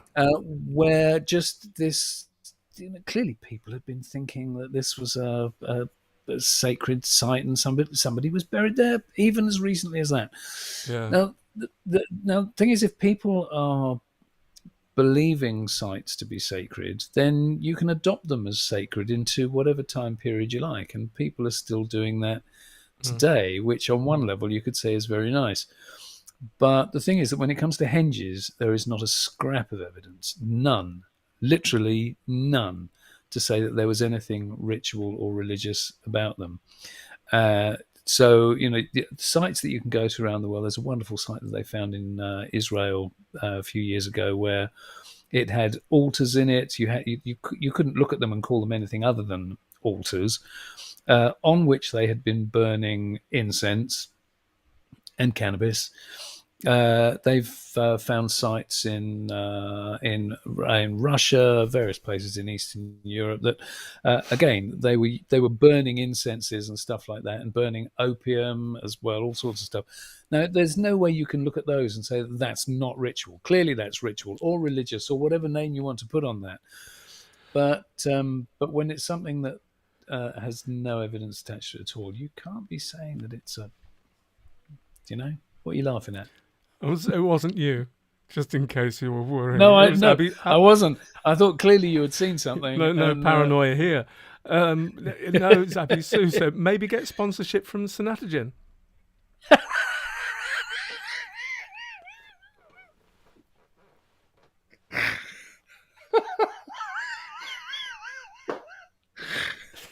Thanks, Abby Sue. Thank you so very much. Brilliant.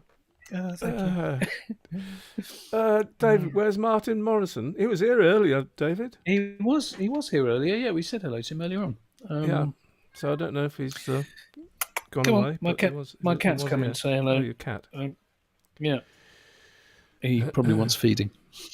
Anyway, yeah. Vic's text just says the Rolling Stones. Is that in response to somebody else, or? We know the Rolling Stones very, very, very, very, very, very well. Yes, we do. Yes, we do.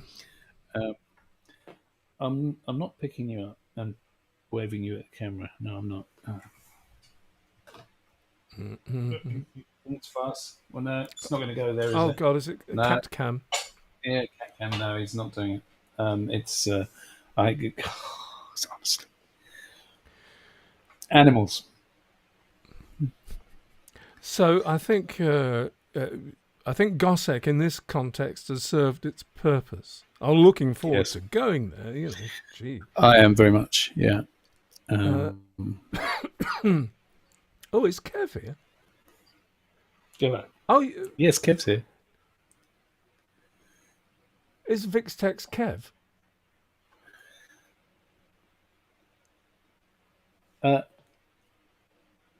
Stop it.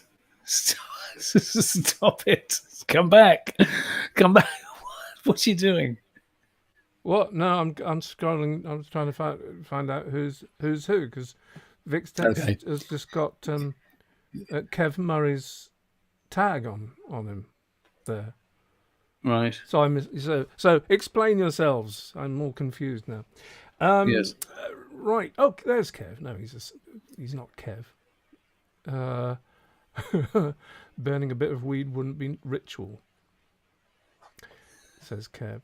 No, I was trying to go back because burning of weed wouldn't have been ritual. Well, of course it would. They burn incense in churches. They always have done. Well, take it up with Kevin or whatever. I'm not quite. No, I'm scrolling back because somebody got ahead of us and suggested that they've just come across an article about DNA in in clay. Is that right? Yes. In the bricks. Is that the one you're talking about? Yes. I haven't read enough of that to make a comment, but I've put the article to one side to read it. Yeah, it's true. Right. I thought it was we had it in line to look at tonight. No, I mentioned it to you a couple of days ago, but but we haven't got it tonight. No, I'm sorry, I forgot who mentioned it. I was a bit absent because I was scrolling, trying to find who it was, so you could be acknowledged. We had come across that one. It sounds really, really exciting. But just to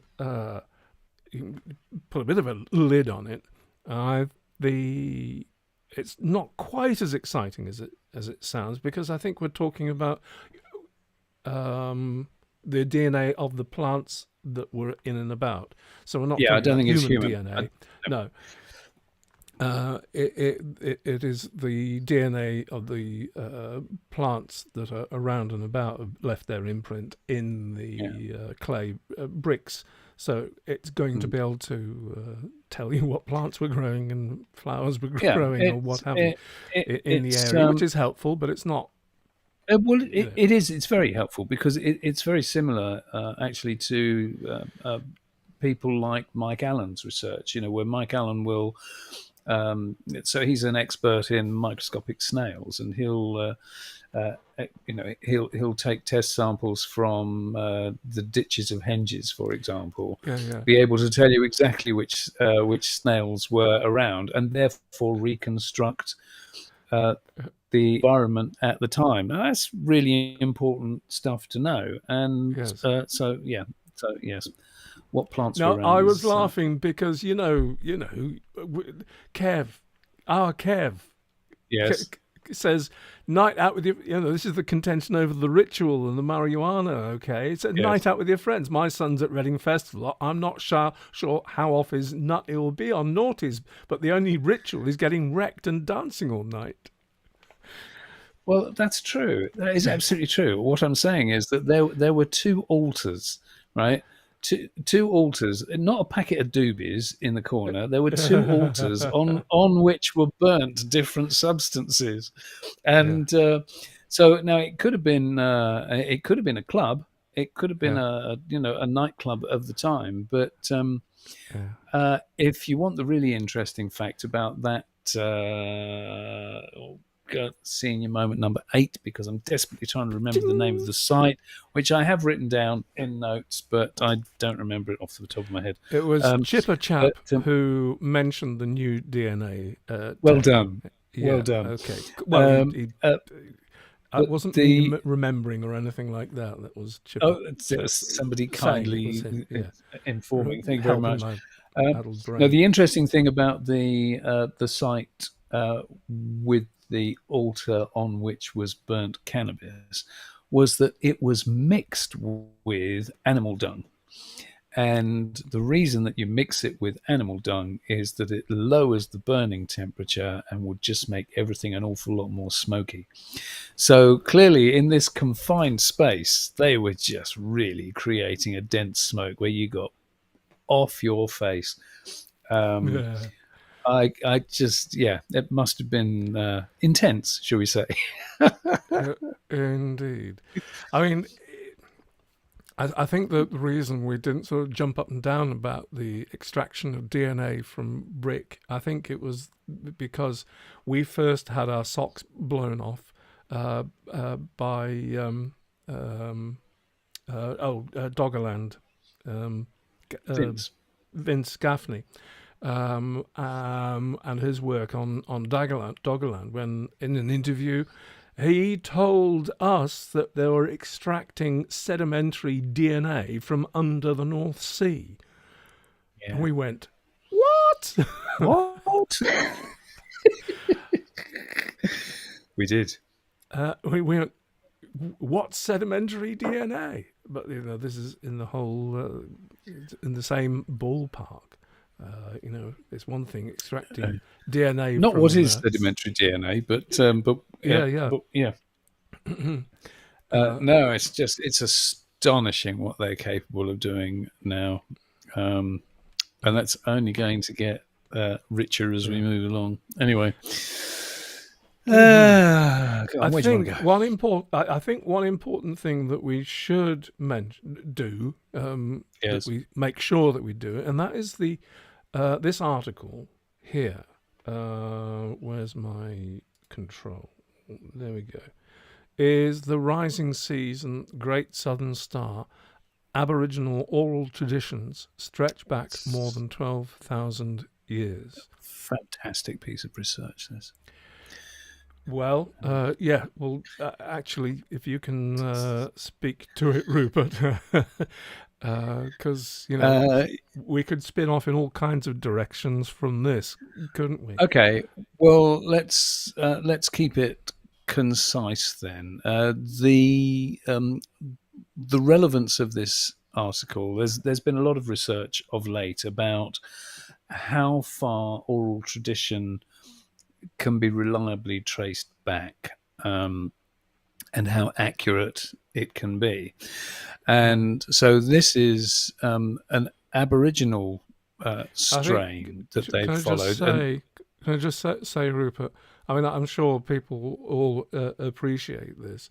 It is that hither, usually archaeologists, academics, will put aside the use of mythology and oral tradition and even written down mythology and put that aside as made up and unreliable as far as archaeology and what actually happened is concerned. Is that the fair sort of thing to say? That's the sort of background in my mind to why this is yeah, interesting. but it's the fact that this oral tradition talks about a land bridge and the loss of the land bridge and the separation of one land from another.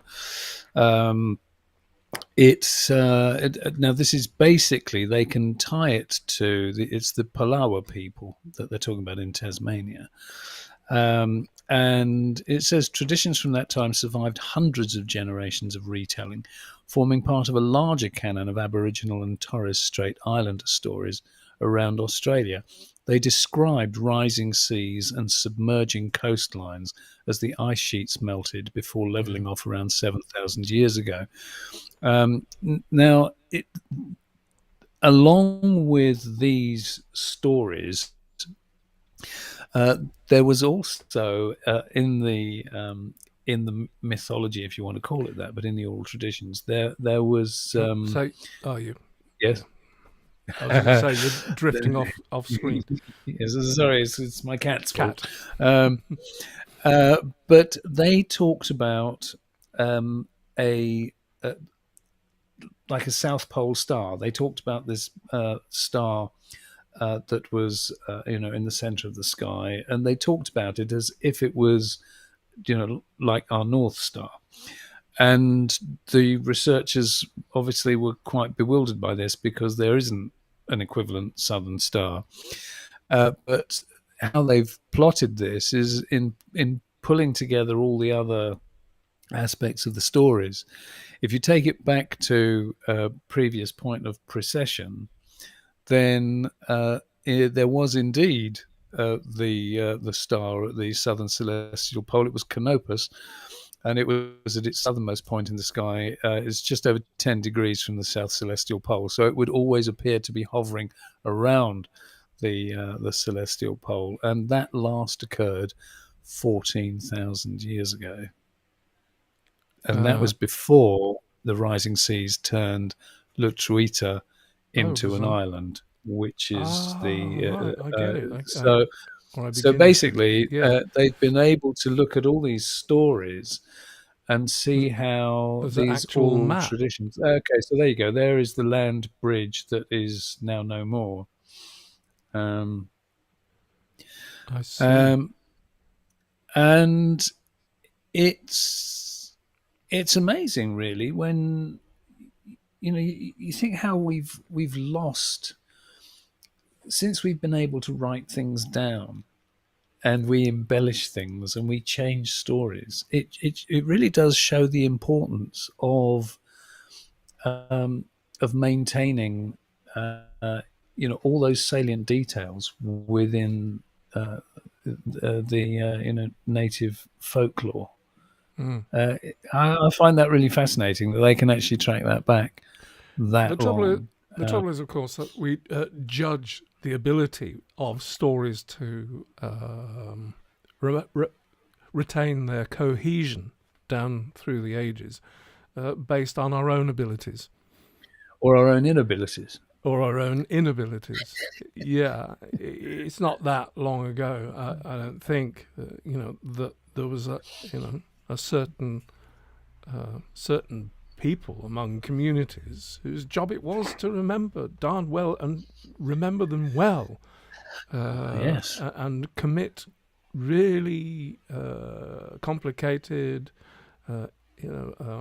convoluted stories into their memory. And maybe that's why some qualities of some stories in myth come down. They're probably mnemonics. They're probably memory aids, the way things are constructed, and for stories to come down and for them to remain consistent.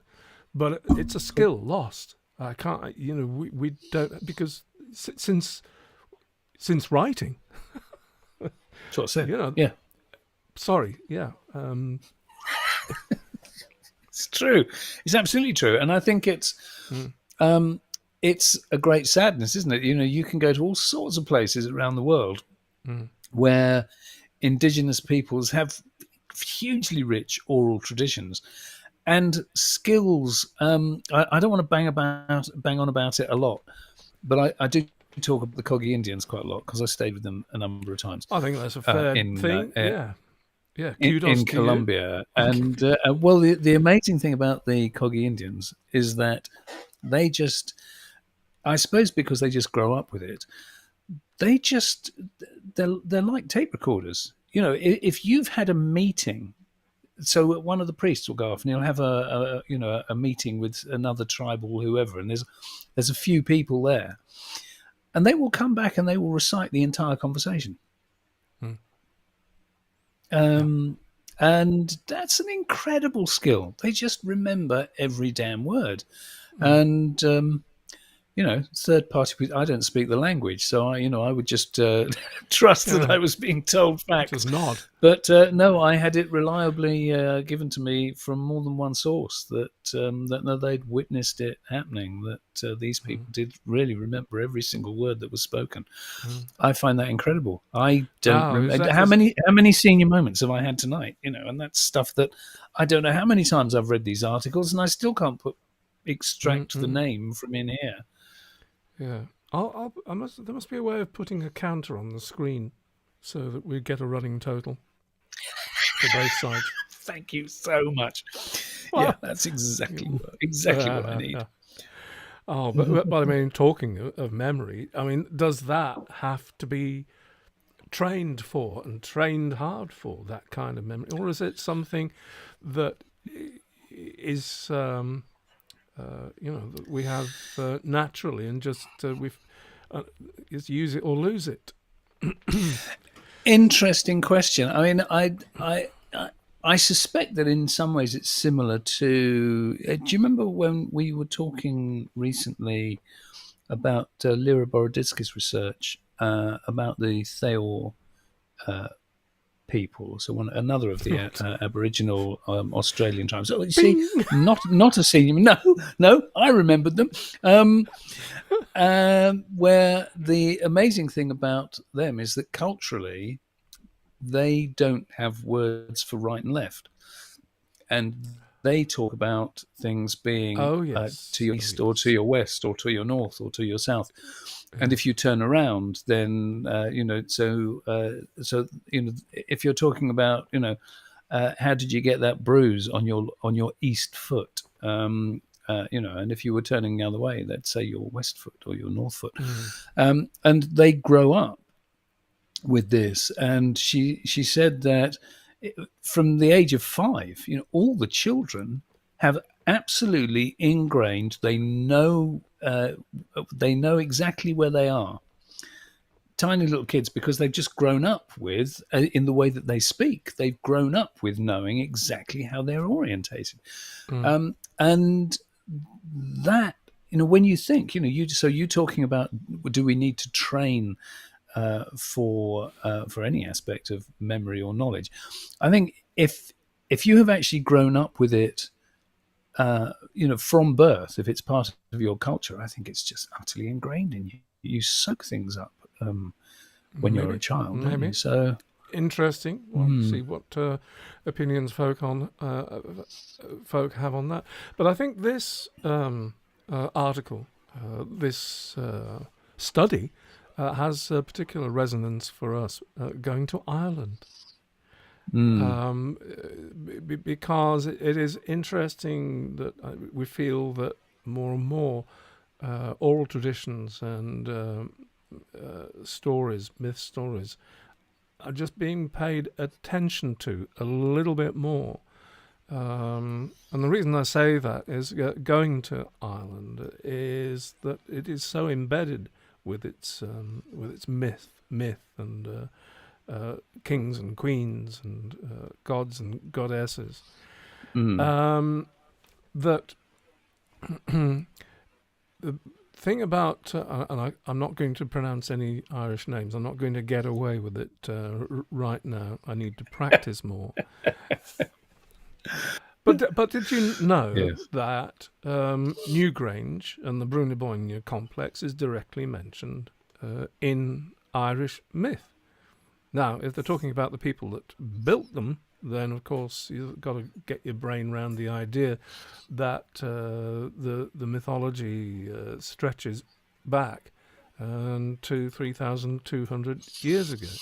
Now that may be a bit of a stretch, but in Lara Cassidy's study fairly recently, about a study that revealed the presence of elites in the Neolithic hierarchy of the study from the Irish tombs, Newgrange, of course, Carramore, Carrakiel, and a few others. They established this familial relationship between them.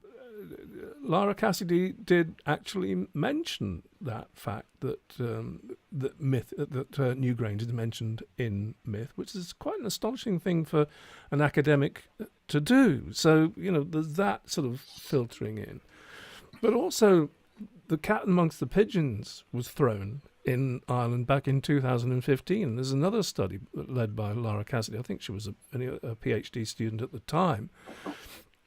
To do with DNA study of 3 people. There's a Ballinahati woman with a place near Belfast, and 2 others from Rathlin Island. Was that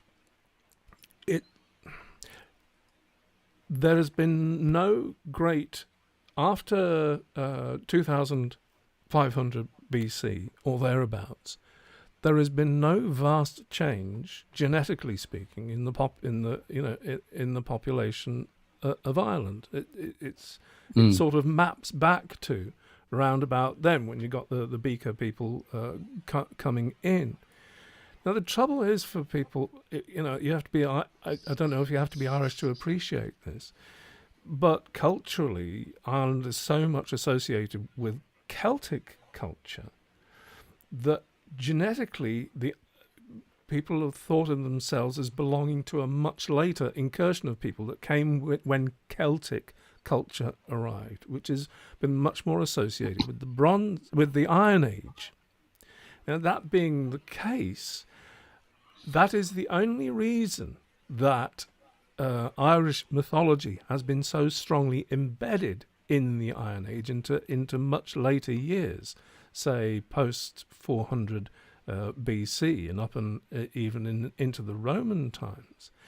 But if you take away that block, and now there isn't that, you take away that genetic incursion that must have been for Celtic culture to come in, then there's no reason to centre Irish myth around the Iron Age. It can extend at least back to 2500 BC. It sort of opens that door in my mind. So anything like this that proves that, yes, there is something in oral tradition to be taken seriously as far as helping to understand what was going on in prehistory, then I hope I've explained my thoughts as well as I can. Anyway, That's me done. Rupert, do you know what? We've been yattering for 2 hours. I know we have. Outrageous, Eric isn't it? says it right. Are the Milesians the Beaker people or the Celts? Well, it seems if there were anybody, they were the Milesians. It seems that if I'm understanding. No, he said. What you mean? The Celts are the Milesians? No, is that what you're saying? No, are the Milesians or the Beaker people or the Celts? And I would say the Milesians are the Beaker people, not the Celts. Right, because you said they're the Milesians, and I wondered where you were going on that. Well, yeah. I thought, yeah. Yes, I agree. Apart from anything else, it's, you know what, I won't. It's just another can of worms. 2 hours in, probably right. Yeah. Listen, before we leave the good folk, I mean, there's still quite a few headlines that we wanted to. Well, we just have to do another one, don't we? Yes, indeed. I have to say, I don't know what it was, whether it's just me, but there seemed to have been, in recent months, an acceleration in the number of prehistoric archaeology news items that have been coming in. It seemed to be sort of quite thin on the ground in the year. Yeah, go on. I think that is predominantly because it's dig seasons. Yeah. So I think there's a lot of stuff that's been happening. Spring coming into summer, and then new stuff comes out. Yeah, but when reports come out, they're very rarely synchronized, with the actual diggings. Well, that in itself is true, except that if you look at the amount of the amount of things that have been cropping up recently, though, that it's such and such has just been found. There is no paper to pursue.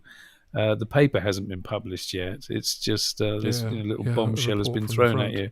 Yeah. I can't think of another reason, really. I mean, it's astonishing how in the last 2 months, it's just an incredible amount of stuff has been coming out. So, we'll see. Long may it continue.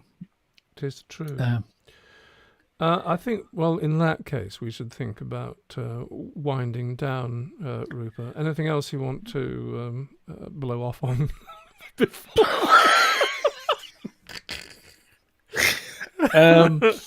No, I don't think so. I mean, there's a good chunk of stuff, and in actual fact, we cherry pick these, so there's still plenty more. We'll just have to do another. Yeah. We'll do another evening relatively soon. Yeah.